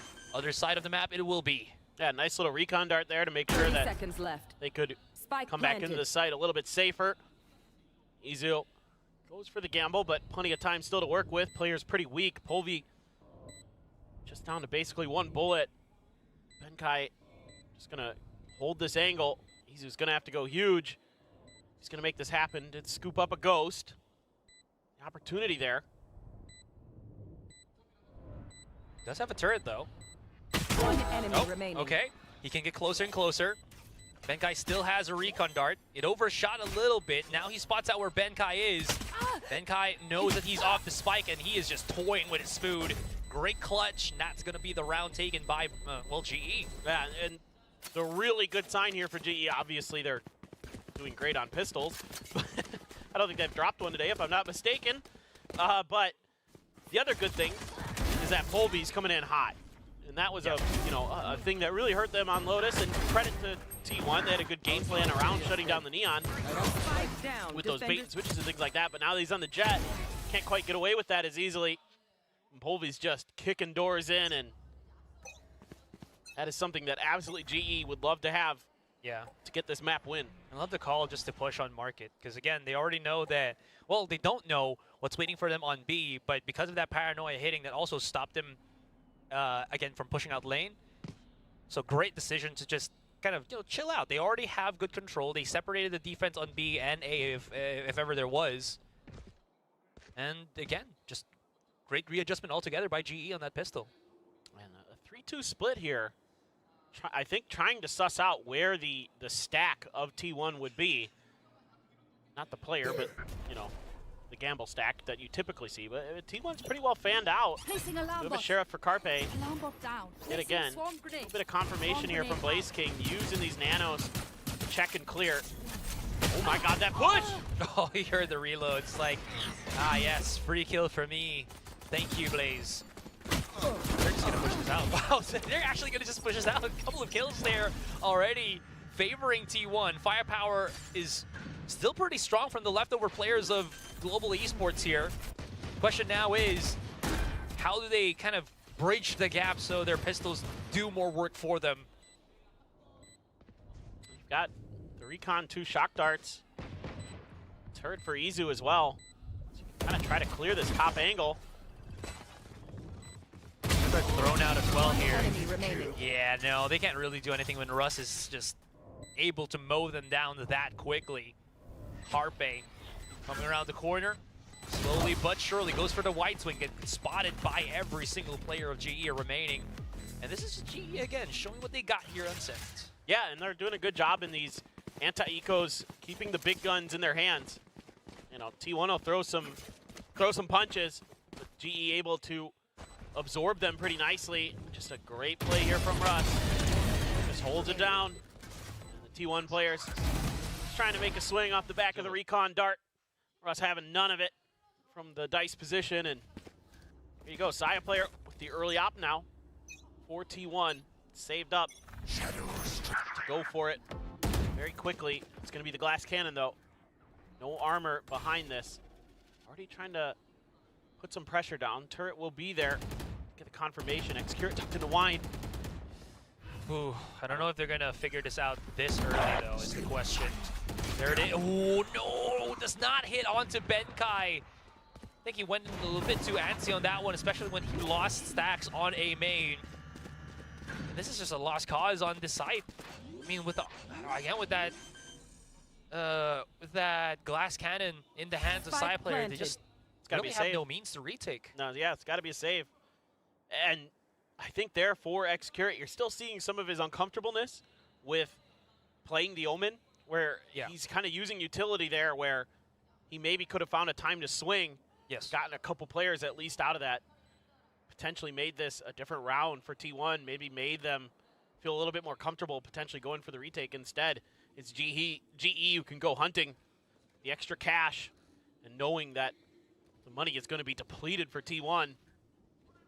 You can maybe look around a little bit. They're not going to go super aggro, but Blaze King, my eyes are on him to see if he tries to go for anything. Instead, they're just going to be content, take their win, take all their rifles back over, and just make those pockets even deeper. Yeah, pseudo timeout as well, right? When you can just play that save the weapons game, use that rest of the round just to talk things over, what went wrong, and yeah, that's where it got a little bit tricky, as you saw there with the replay. Stax was not expecting them to be that close, especially when they just heard the spike, or not the spike, but rather the orb on A main being taken by Benkai. Yep. Just able to cut their sound well enough to confuse T1 there. This time, hop over towards A. Let's see what Sai can do. Oh no, the smoke. That's a toughie. Now they know. Flash does get out the audio cue from both the tailwind and the op shot, so that might not be a position that GE's gonna want to keep fighting for. Here. Yeah, that smoke can be a little bit tricky to get it to set up on the one-way. Shock dart to clear the alarm bot, so GE doing a good job. Making sure that all the space that they want to take is going to be available. Carpe, a lot of work to do here. Risk. Such a big risk. There it is, right in front of them. He's able to convert 2 right now, but that is going to be the 1-for-1 technically, as they can bring up Russ back up to full. Saya player whiffing the shot. That's going to be a big one as Polvi gets access onto market, leaving only Izu by himself. What can the Sentinel player do? Paranoia does hit him, but he's alive for the moment. Swings it right back out, gets the conversion, but he's alone by himself. Drops down, falls back into place. Spike is on lane here. 30 seconds left. Spots out. What a flick from Izu! And he's made this digestible, clutchable even. 2 bullets. Might need to go for a reload, but he just wants to go for this fight, and he's actually able to hit some nasty body shots. But Russ, a little bit too smart on that one. He knows that he could just go for those wall bangs on triple. Man, that got really dicey. Izu doing what he can there on site. Gets that first kill really quickly and able to spray down through the wall for the second. Carpe with a good push out here. I mean, that's pretty decent value. Yeah. So good. Polvi got 3 on the backside of all of that. That flick on the Polvi is coming to the site is absolutely insane. Oh, what a transfer for Polvi. Disgusting. If Izu had a little bit more HP. Oh, they spotted Xcurate. They're just going to throw it, send it at him. Yep. Oh, He's able to dodge most of it though, but now he's in trouble. Throws out the paranoia, but that fragment's gonna claim his life. No escape for the IGL. That is one down against T1. And this is seemingly part of the game plan here for GE, is to be really aggressive past the orb. And it's really causing T1 fits. They can't contest this angle as well as they like. And Xcurate is getting abused over here. It's really tough for him to do anything that he wants to do. Some slip-ups with the utility as well, so right now GE has found a weakness in T1 and they are punishing, and Russ just punishes Saya player. Sets him down as Saya tries to get aggressive. Polby's got the blades out. It's going to be a change in direction for GE. No real info off the back of this, just 2 kills over there. You've got to assume that the B site's going to be a little bit weaker, just a sheer numbers game. And they're going to be guessing correctly. Yeah. He's just got a 30 setup seconds left. play here to kind of maneuver against. But the problem is, this is like Please check. Please check. 4 players. Please coming check. in. Please check. Again, devil's advocate as they start pushing in. If he can maybe line some people up, but it's only just going to be full Polby going down. Yeah. 10 seconds Got to left. save now. It's going to be Spike difficult. planted. Yeah. Save and What's this time, up? Yes, camera is somebody back. to go hunting for GE. Don't go hunting. They Or have ना. even more money. एक round Russ लेके is gonna खत्म be करो. Maxed out. Blaze King probably as well, so definitely. And let's see what they want to do. I mean, GE's still waiting to see if there's going to be any counterpunch, but T1 has no ability to do that, and this has been just an explosive start for GE. Yeah. Or rather, T1's just going to call the timeout, right? Because at this point, they need something to kind of, I don't know, cut that momentum. As well as just, I don't know, just shift something up. This is 5 straight rounds from GE, and they have not shown any signs of slowing down. You would think so, but Autumn's been pretty, how do I say this, judicious with the timeouts. Fair. I mean, again, it really seems like he's trying to give them a little bit of freedom, the players themselves, to figure themselves out. But it's going very much GE. This time, going to try and anticipate an A hit. That KJ utility, Paranoia is back. one of the classic, pulls the blades. Okay. They might have to respect him here because he might be able to just, again, go nuclear with the Blade Storm right now. Able to get 2. Nice. Let's go. Spams in the bad, brother. Spams in the Pushes bad. his own smoke. The pop shots from GE just devouring him. And 2 for 2, not the worst thing.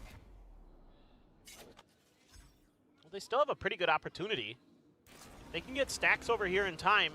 Drone should give away a decent amount of information. Spike down. Shut this down. Okay, you're going to get the spot on the Last player Carpe. standing. What? Stacks. Kill right as Blaze King was trying to push out. That is. Swings Oh, away. winnable. Oh! Winnable? Benkai's been really good with these. Now his Benkai senses are tingling, telling to himself that the flank is big probability, He's so possibility. about. He slowly creeps into the site. Spike will be picked up. 30 Izu's clearing seconds everything right now, does not hear anything. Well, and oh, the Spike is actually here on boat. That sucks. Or on Switch, rather. So he's going to have to come around the corner right now. Is he going to make noise as he drops? Yep, there it is. Start corralling all around him. Good pop shot here from Stacks, and Izu just goes in for the final. Okay, good. DJ, we got the plant at least. For T1. They're going to give Stacks the extra charge. Izu already has his ult available. And this is just Carpe buying a little bit extra time. ये वाले blind में हमारा थोड़ा नुकसान हो गया. Russ struggling to try to figure out where he's getting shot from. Carpe gets a big one. Stacks catches Blaze King just wandering over towards the switch. I know, hey, economy, but it's always better because it stacks up and we drop rounds. I don't want to take chances. So there you go. I'm There's taking your every win, judicious bro. timeout. Right now, we need a win. I actually don't know what He waited one round more than I would have expected. But maybe he's trying to trying to mess with the post-timeout win percentages, you know, after they won a round. So Yeah, this was exactly what he did from last map as well. Right? Yeah. To kind of keep the ball rolling rather than to stop the snowball of your opponents. A lot of balls in this timeout. I'm just curious what he's gonna say to them exactly. I think just in general, like anytime they try to get proactive towards the main, towards A main. I want GA to 13-4 this map. Oh damn! I don't care what the score is. I just want us to win. Done a pretty good job there, or Saya in the previous round. He's got good setups for that, but I think maybe just saying, hey, let's play a little bit further back on A. You know, if they are gonna hit A, that's fine. We'll hit them as they're coming through the door, maybe, or something like that. Time out. Don't forget you have a lockdown. Carpe's one away from a Hunter's Fury. Placing swarm grenade. No real ults to speak of for Global other than lightning fasts, but obviously that's situational typically for an Omen on Ascent. We'll say though, lightning fast is pretty damn good at making those hyper aggressive from the shadows, as we saw in Lotus. I'd love to see it. Right? Yeah. Saya player though, first on the contact, no support whatsoever. No. Polvi comes in ever so slowly. No. And he catches him on the jiggle as lag well. gaya bhai, kya kar raha hai? Patience is a virtue. Yep. And this is more what, you know, I think Autumn was thinking about. What I was definitely considering during the timeout is like, okay, let's just let's pause the brakes a little bit here. Let's slow this down. Let's force GE to make adaptations, because when it comes to the site holds themselves, they've been relatively decent for T1. They've put up, you know, huge kills. Right, now you've also got this Odin to toy with. Oh no. Carpe, and he's gonna Oh line no. Almost goes down. That's so smart too, waiting. No. Benkai ka kya haal ho gaya bhai? Rip out that 30 seconds Odin left. Slayer. 7 HP ho gayi Benkai ki. So TP from Lightning Fast all the way on switch here. Not really deep enough on the B site, so that's going to allow Izu and Carpe to just kind of double tandem at the back of the site and start dealing with the offense here of GE. Yeah, there's not really much that they can do at this point. Timeout works a treat. And T1 just playing really stock standard, steady Ascent. Saya player holding the angle well. Off angle position works. TP doesn't really get them that extra ability to push that space like they would want. So shut right down by Izu. Izu's 9-4, so great debut so far in terms of individual presence for Izu on the Killjoy. Yeah, the map hasn't been going great for T1, but he himself has been devastating when called upon. T1 now feeling a bit more of a heavy presence outside of A main. The setup from Lightning Fast. Eskrid is in a bit of a bad spot.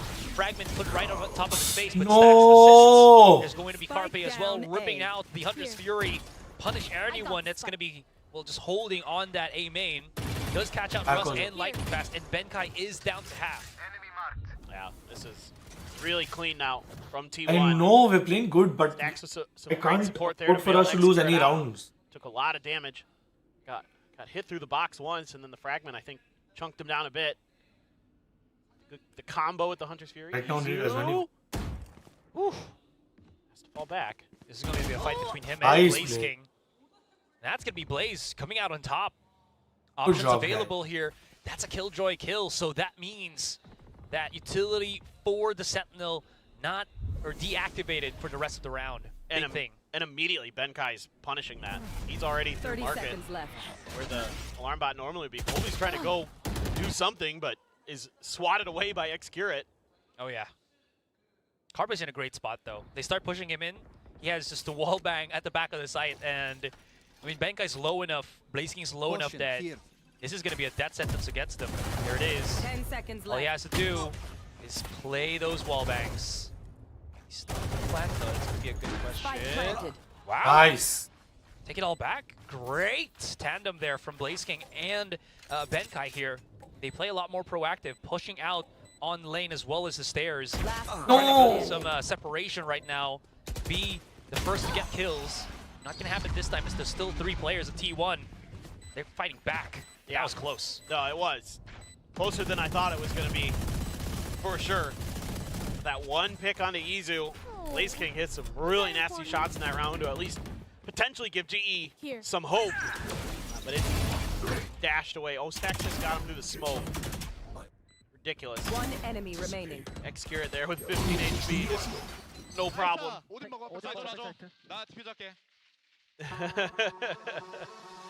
As now I mean, I think this is a good opportunity here to snag a few more rounds away from T1. Maybe this is an opportunity, I think, to potentially dial up one of those set executes, or try to go for the early mid aggression. You know, see if you can go for that B crunch through main and things like that. Yeah. No matter what, it's going to be tough. T1's short up their defense, so yeah. I think a possibility here would be to try to see how well Saya players' hold on A short is with that operator, because they kind of shifted him, or because T1 did shift him there a lot more.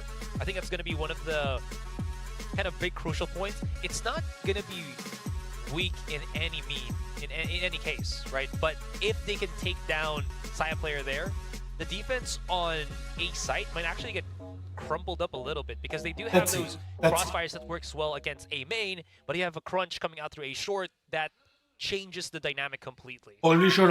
Absolutely. Looks like though they're pinging into boats. Both मार खाओगे तुम. They're gonna try to set up for right here. The Hunter's Fury from Benkai in some respect. Go for the lockdown, but got to deal with the Odin. Izu has a counter lockdown. Kind of curious. Oh no!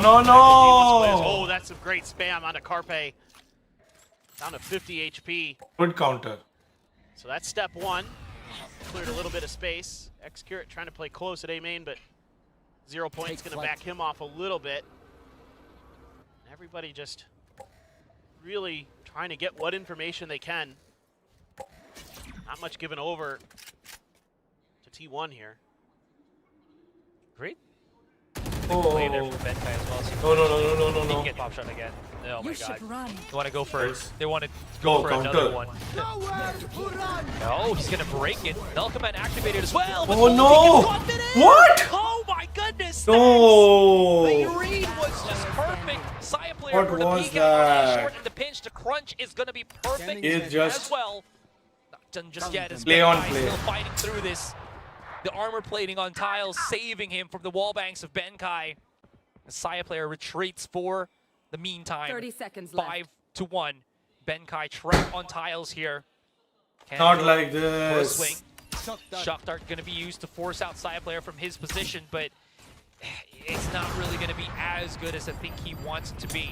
It does give him some leeway to start moving around, with 13 seconds. There's no time to really do anything else. He still have the economy because he was Great 0-5, reaction there but by like Stax. this hurts the confidence. Not Throws the out his economy. util, pops his ult, steps up, knocks 2 players down, shuts down the Hunter's Fury as well.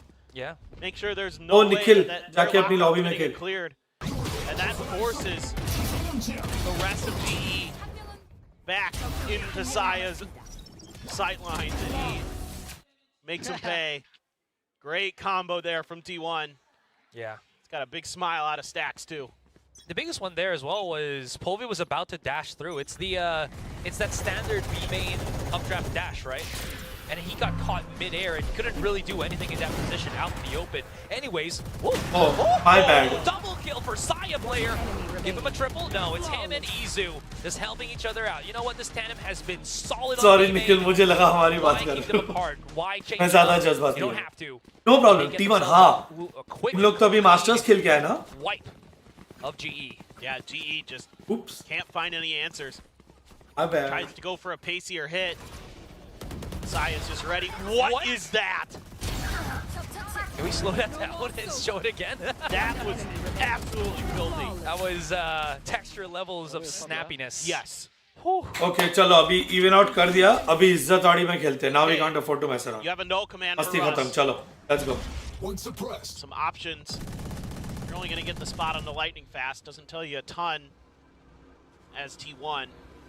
Trying Trying to use the drone. It is going to see Saya. You are going to identify the op, so let's see how fast GE wants to rotate off that info. Looks to be pretty quick. They're going to pop the null command. They're going to try to break in. Yeah. Can't close the door too, so that's going to be troublesome. Dashes right in. They're trying to stay in the back of the site for as long as they possibly could, but no, GE just, again, overwhelms. Sheer brute force. Side player comes around, gets flanked by Blaze King. Let's It's go. all down into the hands of Izu. Just don't get backstabbed by Easy. Adapting. What a very much beautiful on round, yeah. on the agents here. So good. A bit too far on the side Like as well. every single thing went right. Round before the switch. GE taking back that lead ever so slightly. But all it took was that little extra piece of info there. Yeah. They found the op and they're like, nope, we're going the other way. Just quickly set it up. Yeah, which I don't blame them. And Very, very quick great decision read. making. Good Great job, call man. from Betkai. Yeah. 100% agree. And another big one as well here is just how good that paranoia was from Lightning Fast to just kind of assist the rest of the team, right? It made the Jenny player uncomfortable. It exposed Excurrent that was holding on Hell. It's just one of those things that when you're able to cascade it correctly, there's just nothing that the A players can do unless they have some support from short, which they did not. Because again, that's what I was mentioning. GE went for the crunch on A short. Exactly. Well, let's see what ults are available. Well, potentially the blades for Saya if he finds a kill. So that's something that obviously GE doesn't want to have happen for a bunch of reasons. Colby could get his as well. Not as important with the rifle in hand, but definitely something to consider. Excurrent, oh my god, this is so dangerous. Yeah, okay, he knows. Nice. Caught by the Wait. point. He's coming back. He's about to get shot. Nice. No! That was awkward, but he still does have some teammates on the A side, and thankfully, it's an operator in the hands of Saya player. 3 kills already. Kaya ne palat diya, Kaya. Being the sacrifice here for T1. Still though, Blaze King, I got the spike. man of the hour, man of the series, 2 versus 1. Nanoswarm gonna give him some access onto the site. He's a little bit afraid of what could be at the doorway, but no one's home. Can't close the door. Be afraid of at least what's on Heaven. And he can play for this 2 versus 1 as he starts planting it down. Carpe could get caught out here. But Blaze King being tagged right there. It's all about Wallbang City, and that's going to be Blaze King knocked down. I think a 6-6 half is pretty damn good, man. Okay, sure. Still, I'll take it. I'll take it. you'd be Let's like, go. that's a great half for GE. Yeah. Like, 6 rounds on your attacker's side on Ascent. 5 off the rip to start the map. That's a ton of pressure on T1 on this attacker side. Now, certainly they can get it done. Certainly they've got some players who can kick down doors. Saya's been having a pretty good day. That op, once it finally got in his hands, proved to be devastating. King's Landing, you should check out the BGMI GE channel. Like how we have a VALORANT GE channel, we also have a BGMI GE channel. वहाँ जाके देखो. The thing is, we have split our fan base based on our different YouTube channels. So VALORANT के fans VALORANT GE channel का पे content देखते हैं. BGMI GE के fans BGMI GE पे content देखते हैं. So it's still like connecting to each of our fan bases, and we talk as much about each of our teams. Anyways. But yeah, it's been like op play for Saya, right? Like really, that's what's doing a lot of the damage. I understand nothing, so I cannot I didn't relay. Try to read it. If anything, just catches your attention. This I'll round my was okay. that player was just whew. I can read it. I need a little bit of Space. time, and we don't have enough. Like they go so fast. That's true. Everybody. Okay, right this now is it, guys. race This against it. GE and T1. As we are preparing ourselves into the second pistol, you've mentioned it's going to be a big thing here. T1 has yet to get any of these pistol wins, and it's kind of hurt them as we saw on the first 2 maps. It gives GE just that kind of 2 to 3 round boosts, and you never really want to give that in a game as close as this. Oh yeah, exactly. And I mean, GE went from 50% win rate on their pistols to 56% today. Ooh. Nasty. It is crazy good. Yeah. I mean, and last year they were our pistol princes. They were just dominating in that regard. So seemingly back in form with that. Russ right at this corner, gonna get a ton of info off that knife. Also spots out the alarm bot Nice. on Arch here. So the push is going to commence. Benkai, not any big damage with the shock dart. That does slow them down ever so slightly. Door, I was about to say it could still be open, but not going to happen anymore. So it's going to be a 5 versus 5 on the retake. Pistols about. Paranoid thrown out by Lightning Fast. No one's still going to be on the site. And look at that, 4 people tagged up by the KO Blade. Side player and Izu holding that hell angle to jump out. And they are just falling down little by little, bit by bit. The crossfire is just so efficient for T1 at this point. It's all down to Lightning Fast. 3 seconds before he starts getting his smoke here. He could actually go for the conversion on Izu, but it's just a tad bit too confusing as he was getting barraged by in the front and in the back, and he's going to lose that fight. Hey, they did it! That's true. Congratulations, T1, for your first pistol win. I mean, this series. Better late than never, and especially in this moment, couldn't have come at a better time, so take what you can get. Oh, yeah. And I like the plan there from GE. It's just T1 just kind of never really stopped. They were just like, oh, you spotted all of us? That's cool. All right, you got shock darts? That's cool. Yeah. We're going to go plant now. And again, even though they started waterfalling onto the site, I mean, there was some, like, 3-man crossfire that we saw at the bottom of... No! Ooh! Did that even connect? No, it did not. Okay, wallbangs on to Benkai here as he tries to run away. He's going to be able to get back into safety. Sure, injured, as well as, dazed, but... Very low health, very low health, very low health. Standing alive, and that's going to be important as the round continues, because now T1, they're going to have to just recompose themselves. They pinged this angle out, but Saya was so close. However, Russ, off of that drone, wants to shut that down, wants to cut the info. Bye. Oh my, Russ. Watch, nice. Wow, Piche. Actually, he's pretty low already in terms of HP.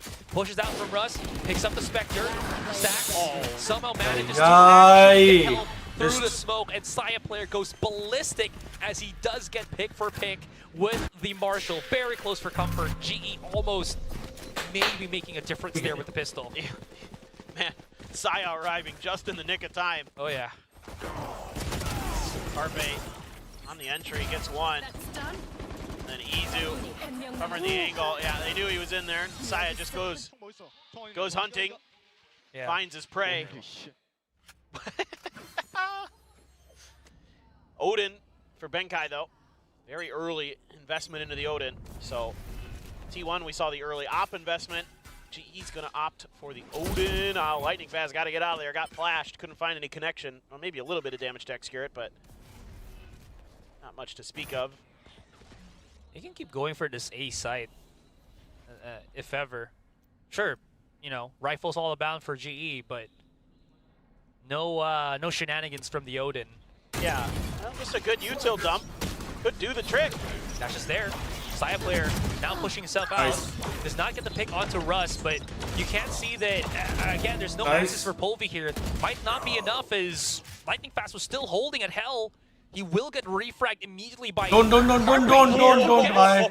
The fadeaway headshot onto Polvi. Bye. Blazing Haven't planted. But don't forget, this is the 3 versus 2, favor of T1. And we have a lurking Izu in the depths. Both players of GE feeling very uncomfortable. But Izu should hear. Yeah. If he just stays his hand here and waits for his teammates to push up onto A main, they might peek out on A short prematurely. That's where he can really do some damage. No. This is risk. Odin against 50 HP is not too good. Oh my god! Benkai, let's freaking go. Of his shoulder or something? And started shooting through the wall? Or just that big brain of Benkai's. Just the instinct? Just the instinct, yeah. Wow. Man's got the ultra instinct there. Might have seen something, I'm not too sure. We'll probably see it here. Yeah, it looks so good from T1. Truly, but they just can't really kind of break through on A main. Oh, there it is, yeah. Oh, the foot. Like a teeny bit of that, of the foot of the KJ. That. Foot, they got foot. In the POV of Izu, they just did not look like Benkai saw anything. T1 doing so well there, but they can never comfortably get into the site. Even though they get the favorable trades, there's no access available. इधर weekend शुरू हो गया इधर यहाँ हमारा long enough to punish them. Icebox निकल आया. Try to swing out quickly and that Odin there. Benkai putting it to good use, and what a great investment for GE. Bit of a mid-exploration here for T1. Polby holding it Oh, off. don't Goes for the swing, and move. Saya just takes his head off. Yeah. Probably really wanting that that mid control so that at least his teammates won't lose this short. Not like this. Nice Not little like this. pop flash there actually slows him dead in their tracks. Not like TP this. already from lightning fast as he tries to get out of harm's way. X-Great going in for the pinch as well. Does not want to challenge Russ just yet as he's waiting for the rest of the team coming out through A short. Now Russ, no flashes, all about that contact, gets immediately shut down outside the generator. And it's all down to Benkai. Big wraparound, but it's a 4 versus 1, and they're covering all of their weak points. Yeah. Might just be a save at this point. Oh yeah, has to be. He's already running away for it. 100%. But yeah, this time around, T1 is able to convert off that early success. It got a little bit scrappy at Tree there. I thought for a moment GE might be able to kind of turn that fight on its head. Yeah. Got a little bit sloppy. But hey, T1, incredible firepower on this team for sure. When they can get all the pieces working together, things go well. And it's just going to be another round going the way of T1. Yes. Izu? Hello? Wait, did he just... He did. I didn't even realize. I was looking at, like, do they have money? How much money do they have? I know, coming right? into the You're next looking round? at other stuff, and then, like, I just caught it out of the corner of my eye, and then I heard the crowd go, oh. And I'm like, indeed. Izu. Never change. That happens. Yeah.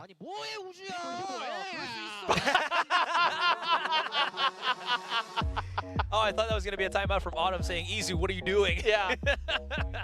Last time out, though, for Global Esports, at least on regulation. They're having some trouble once again, needing that that extra voice with their coach. Well, now you got to figure out a way to shore up that short A defense, right? Yeah. That's been killer. That's when T1 has been Mr. Fandom, forcing their way into कितने the bar side. BJS के final match नहीं हुए उतने ज़्यादा Rios to You है. know, Russ has been I mean, server issues are तो regardless. issues है bro. क्या कर the सकते? KO, you're often called upon to hold that position with your flashes, just play delay or go for those picks, but T1's been able to kind of beat them to the punch in those battles. So what's going to be the change up? Do you just stick the Odin over there? Heck yeah, you do. 'Cause everyone else has to save. They don't waste any time as well, right? That's why I think GE were just kind of misread the situation, like by half a second, maybe a second. Yep. And that's all that it takes, right? To just ruin or not get that optimal control that you're kind of hoping for, especially for that A short you were talking about. Right. That's especially on Ascent. Yeah.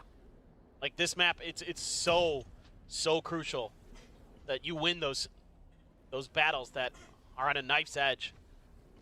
Lightning fast, trying to play close in the smoke. It will dissipate. Is he going to do anything off of it? Benkai abandoned short. They're just going to go for the full-on A hold. Right now, T1 hasn't shown really any presence. Neither side really aware of much. I mean, you've got a little bit of identification of mid from Izu as he sets up to hit it towards short A, but other than that, there is very little info on this map. Yeah. At least for GE, they know exactly what's happening right now. Nice little blade. Oh, it spots out Benkai. That was huge. That's going to dissuade them from coming into that A site because now they know the only player that does have a weapon is there. Let's just go the other way. Let's find those pistol arrows, and it seems like they're just going to go for that mid to B play for the moment. And they spot out Benkai actually starting to run away. He's preemptively striking, but this time Izu's out for blood. Quick little flash. Blaze King pocketed around the corner. Will be able to get the one pick first. Polvy now 15 seconds. If he can hold enough to wait for lightning fast, this is going to be a big one. Does get spotted though. Now they're cautious. Conscious about his placement. But of course, Polvy, it's a master class at the Sheriff. It's being pushed. One more bullet. Side player not giving any leeway whatsoever. Lightning fast if he gets this. This will be the darndest of rounds. 3 bullets and the smoke dissipates. No escape from the clutches of Excurant. Yeah, just great reads here from T1. And you were spot on there, Asarai. Like, you see that Odin with the spot off the 0 point, and you're like, you know what? We got better places to be. True. But Izu, that shot he had on the Benkai was crisp. Yes. And he has been really good on this map. Nice. And T1 looks in control. Looks like they're in the driver's seat. Opt for Polvi now. A bunch of ults, though, for T1 to play with. Ooh. See what Carpe does. That is a shock dart and a half. I love that. It breaks the alarm bot on So Pizza. good. So good. Okay. Placing swamp grenade. That doesn't even need to, like, peek through upper mid now. So Polvi's position is, well, not useless, but more of null and void. They're not going to fight through that angle. Okay. Nice little creep out. I can't use Oh, that. that's, Oh, no. okay, no smokes just yet, but he wanted to go for the retake, but there's like 3 players barreling down on Market. Now it's Benkai alone, Enemy remaining. and Benkai dealt with. Down to lightning fast. Cut Chow. Oh, trying to run away. 17 HP, and Side player just picks up a nasty 4K. T1 closer and closer to map point do they get. Oh, they're running away with it now. They are really feeling it. And it's on the back of Izu and Saya player. Just having their way with GE. Oh, come on, man. Come on. Ridiculous. That's a Super Saiyan player for you. I think I've made that joke before, too. You did? I'm Oh, pretty sure I have. We've come Like full last circle. year, though. No, it's okay. It's okay. Okay. We can do it once a year. Oh. Oh! Yes. Polvi. The fadeaway. My God. How did that knife even, like, fit there? Connected. Yeah. Yeah. Oh, my God. So that's a kill on Izu plus the half HP on X-Grade. Great value from Polvi, especially as he's still alive and blades are still available for the continual fight in this round. Oh, I don't think Right here. Carpe was spotted. Here's the alarm bot. Getting it out. Oh, that paranoia, though. He's in trouble. Yep. Can't really get any of that conversion. That's going to force T1, the remaining 3 players of T1, to start going into this B site. Oh. Saya player is just nasty with it. Just tapping. Yeah. Trying to break the doorway. Actually, no. Pop shots on that vulnerable part of the doorway. How does this go? Flash out, peek out. Oh, but the double hold actually works in their favor. Now it's just down to stacks as the fragment actually spotting out the other one as well, which was, I believe that was Excurant, yeah. Can he do it again? Oh, he's running, he's hiding. We'll see though. I think he got spotted. One. He's very much working the ecosystem of B, but unfortunately, it will spit him out as GE overwhelms. And that is going to be another round here for GE. Yeah. Crucial round. It looked like maybe T1 is going to find themselves at match point. GE had other things to say, and it's because of this. That is just insane. Great paranoia. Carpe was just screwed. Great follow-up there. Don't give Stacks any opportunity. Lightning Fast trying to get him fired up. Always bigging up the team. There we go. Polvi's back with the operator, and he's... Okay, we all know he's waiting for that jump spot. No satisfaction, though. Yeah, smart play. A turret just to make sure. Trying to see if they can clear it through the smoke. Lightning Fast just gets taken down. Hello? And then what was that? It's a lockdown to follow up. It's a little bit of a jump, kind of threw him off. Yeah, for sure. No setup, no nothing. Just a straight jump.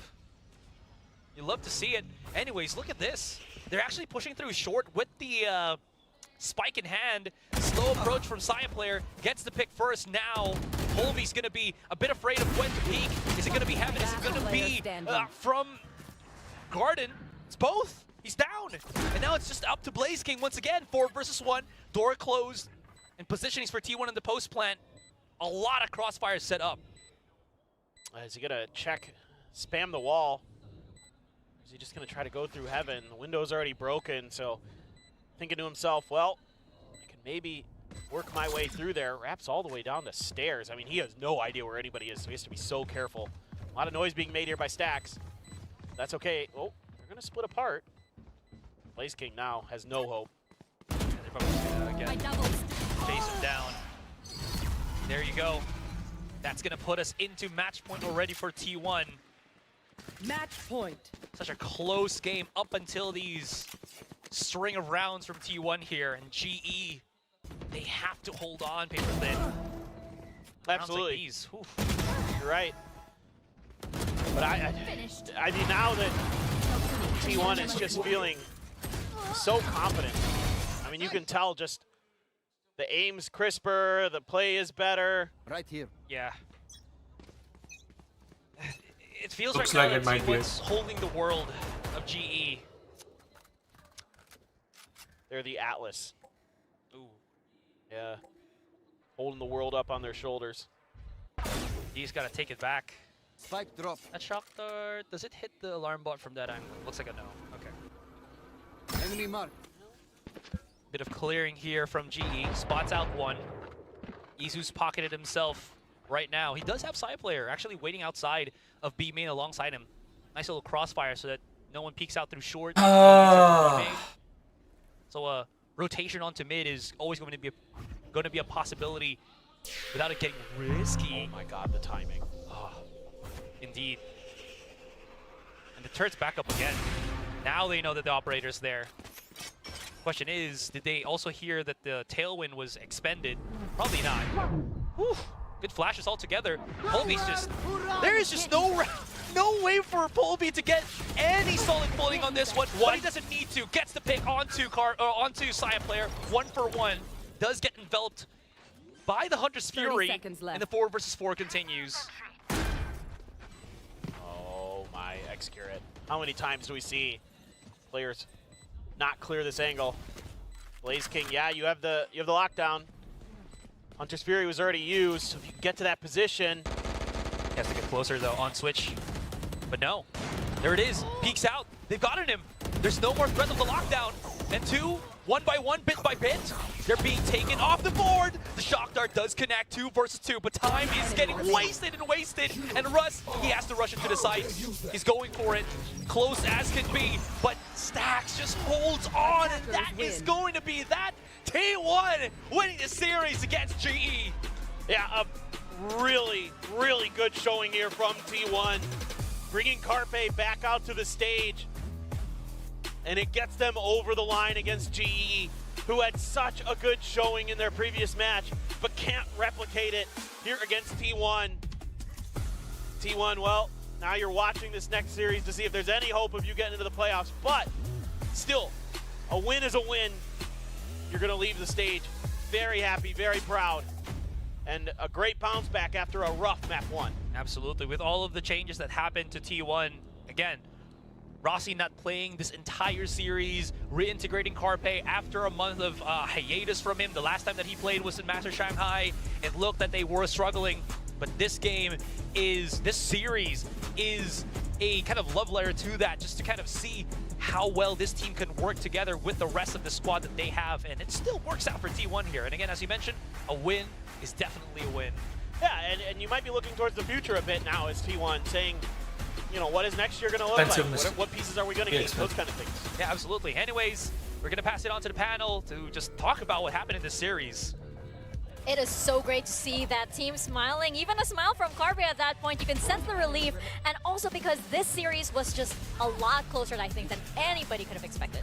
Yeah, and I think, you know, there's a silver lining there for GE fans as well, and the GE players where, listen, you got to still show your game a little bit today, right? We saw it on Icebox, and we saw it on a couple rounds even on the last 2 maps as well. But, I mean, T1, they started to turn on the switches one by one. It all started with that Stacks clutch up on Lotus, and now they were just starting to steamroll through the later half of this. Yeah, they really were. I mean, it was, you know, a bit of an attempt at a rally back here from the side of GE, but they just continue to not really be able to find their footing when it comes down to this defender side of Ascent, which is not something that we can say about too many teams. Yeah. But if you look back through their performances on this map throughout this year, that defensive side has been a thorn in their side this entire way throughout, only being able to collect a couple rounds in each appearance on this map. It looked like it was going to be solid for them after having a fairly even first half, but unfortunately they just couldn't find their footing. T1 really got activated. Saya player, I mean, you get this guy an op, you get Izu doing the things that he's doing. It's just unbeatable. Yeah, and I think, you know, we saw a couple of those in the highlights right now as well, where T1 was doing a lot of jump peeking, right? And then going for the rush in. And it seems like that was part of the game plan where they said, listen, we believe that we are mechanically stronger than this team, so once we make a decision, stop trying to play the map, right? Stop trying to play slow, ready, you know, get set up for everything. Just go, right? Someone just take the bait, just be the bait, right? Jump out, and then if you win the duel, great. If not, trade, and then just keep going. Become that bulldozer to push through. Exactly. That can throw off the timing of so many teams so much, right? It's just like suddenly somebody tossing this plushie over to you and you're like, it's thrown off. But also, like you mentioned, Saya player and Izu, right? Those were two players that I feel like are undeniable. Saya player looked untouchable in so many rounds. And Izu just have to commend his diversity that he showed there on his rookie year, by the way, in Tier 1 here in VCT Pacific. And I think it's somewhat bittersweet because while T1 is still in a solid position, they need Gen G to lose out their 3 remaining series to be able to make it the playoffs. But it's been great to see here in Stage 2 just the solid performances from Izu. It feels like T1 really finally cracked like what they needed from him and what they needed to do to get him into a position to actually, you know, to really just dominate in his games. Because this entire stage has been rock solid from him. Whereas, you know, kickoff, there was these moments where he was really peaking high, you know, some of those Yoru plays early days, but then things were really just falling off for him. It feels like they really have cracked the code. Unfortunately, I think it's just a bit too late. Yeah, I mean, let's harken back to actually भागा नहीं हूँ मैं that interview, right, where he said, "My goal is to become the faker of Valorant." Obviously, now we know that the बस जो time pass करने वाले लोग थे उनको भगा रहा था. Very breakout debut match, and then बस मेरे को लगा ही था जो लोग genuinely होंगे वो रुकेंगे. बाकी सब जो क्या करना है फटाफट निकल जाएंगे. उनको जैसे बोलूँगा मैं नहीं हूँ, वो बोलेगा अरे भाग गया और निकल जाएंगे. इसीलिए veterans will now take that weight, and then मैं लोगों को बेट कर रहा था.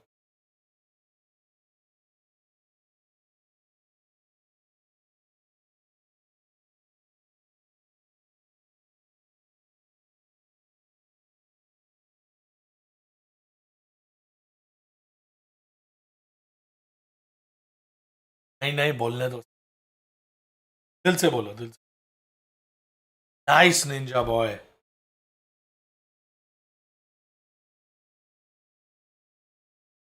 ठीक है, मैप में कुछ निकल जाए. यहाँ हार गए तो एटलीस्ट यहाँ जीतने का स्कोप रहेगा.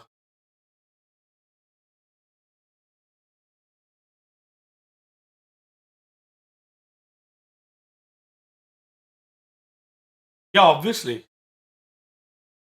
We will have to make whatever changes we require to win. We have to do whatever it. But I think that was one of the difference makers, was that Saya was hitting just incredible nasty shots that he shouldn't have been hitting on the operator, whereas Polvi, he wanted to, but he just couldn't. And that's nothing against Polvi, right? Not many people can make plays like that, but Saya consistently does. Again, untouchable, right? Even though, like, you know, they're right in his face, he can somehow manage to still land an op shot. And that's just like a testament to like how skilled he is as a player. No wonder he's on the top of the leaderboard for op kills, right? But I just want to reiterate as well that this wasn't a bad series from GE. They are improving. They are getting somewhere. It's just a little too slow and a little too late.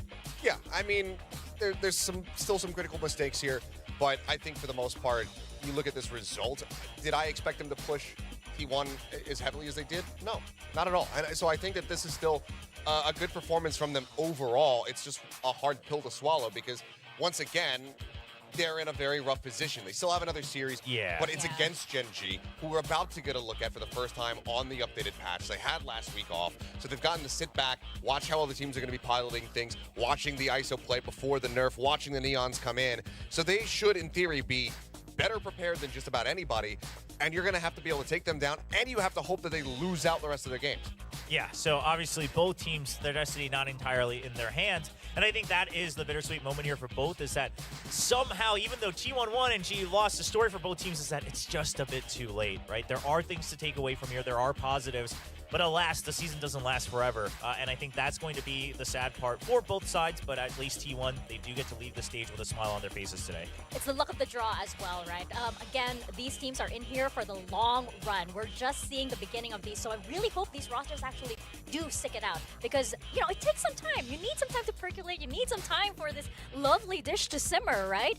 Until we actually see, you know, what these orgs have been really seeing in all of these players. So I hope that we get to see this version of T1 once again. I hope we do get to see this version of GE as well. I agree. I think that there's been far too many teams throughout, I mean, just any esport, but especially in Valorant that just, you know, they see like a bad week or a bad couple of weeks and then they decide to just axe everything immediately. Right. You know, there's been certain organizations in Americas in the past that have been very poor about this. And, you know, I hope that they just give it time to continue to grow because you don't want to just be like, we lost 2 times. Get rid of everybody. Fire the coach. Like, you need to give it the time to develop. Yeah, and I'm glad certain teams like GE are really trying to build upon that, and they're showing us that it is working. Alas, obviously, maybe not entirely in time for the schedule. Right, but as we mentioned, congratulations to T1 for winning this and ending this day on a high note for them. Let's toss it over to the stage with Jen, who is standing by with our post-game interview. We're not quite sure who it's going to be. I think it's going to be easy. I believe we have stacks. Oh, we do have stacks. All right, let's see it.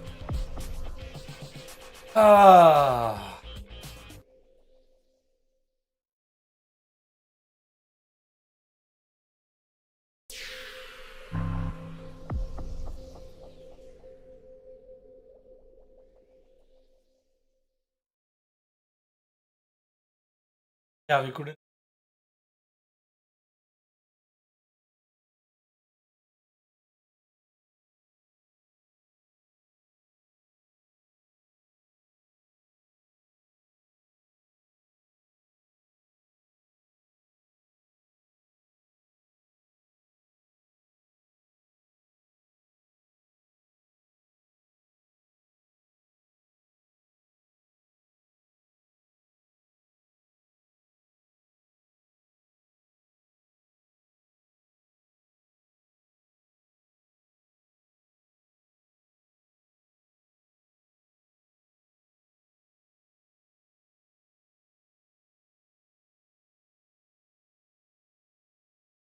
हाँ जी sorry मैं chat नहीं देख रहा था मैं WhatsApp पे reply बताइए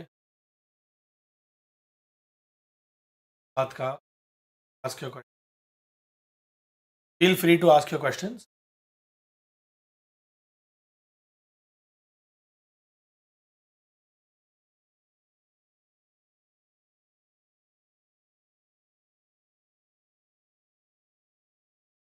Just bring in players with aim only. Sure. और कुछ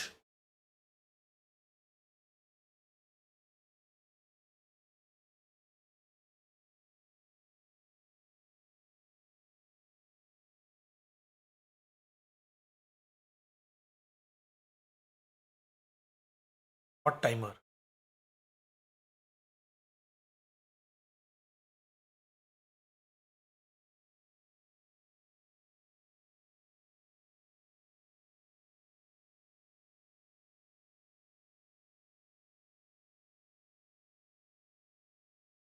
Even I want to see G winning. Hello?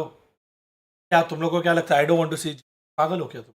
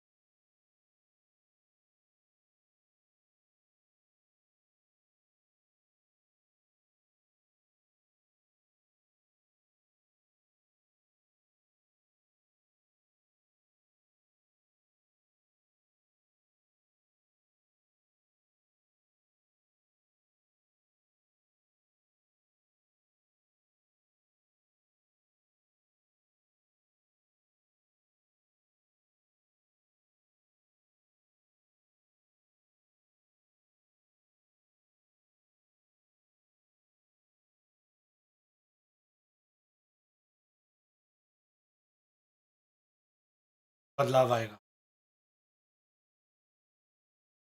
बदलना पड़ेगा वरना सेम मिस्टेक बार बार नहीं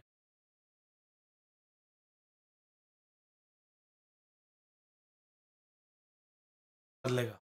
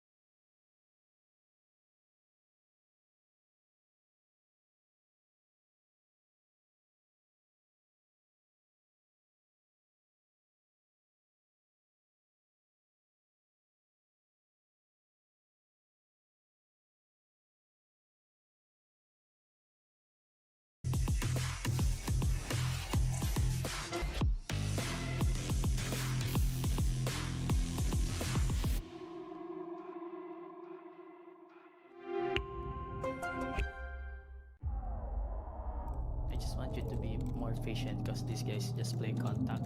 So Okay, Team Secret, we need you guys on the stage now. Come on, let's go. let's go. Let's go. Tara, tara. Let's go.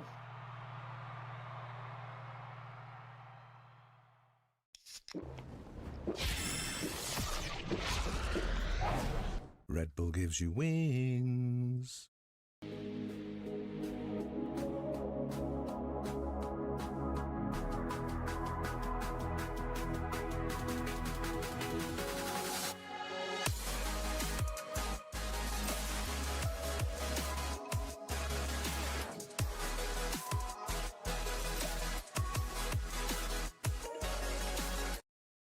立ちグループ100周年。私たちは愛する立川にかつてないワクワクや感動に出会う場所を作ってきました。そして今大きな夢の実現に挑戦しています。立川と世界を文化、芸術、スポーツでつなぐ。私たちが愛する立川を世界に愛される都市に。立川と世界をつなぐ立ちグループ。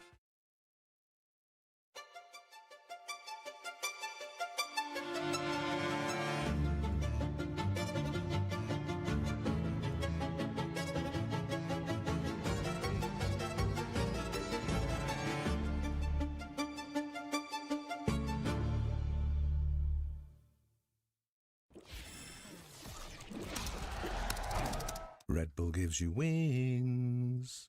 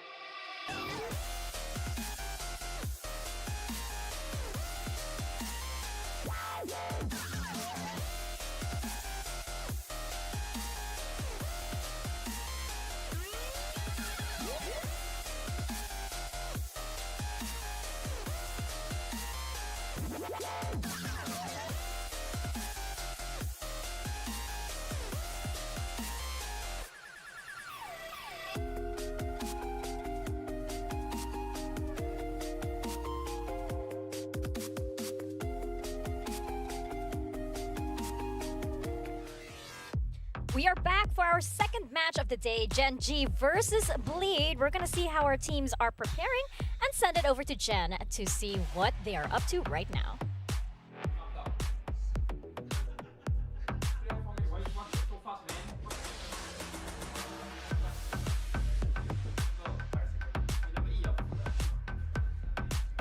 Hello, Darian. Now, look at all those beautiful people. They are watching you and they are praying that you guys win. They will be rooting for you. Anything you want to say to them? They need to pray very hard and good luck to them. Pray to who? Bleed? To God. Yeah. Okay, good luck to them and good luck to you too. Thank you.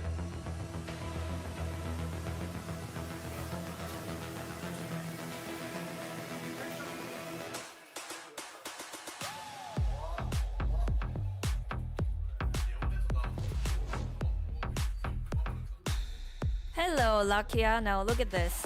Do you see a world where Gen G don't make it to playoffs?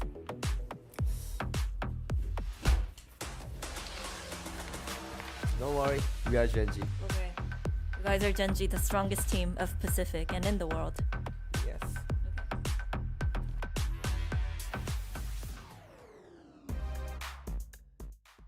The flex onto the keyring collection of Gen G, right?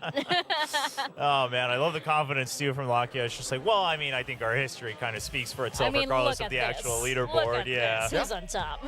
I mean, this is a team that has the potential to become the most dominant team that we have ever seen in Valorant if they can go on to champions and potentially take that trophy home as well.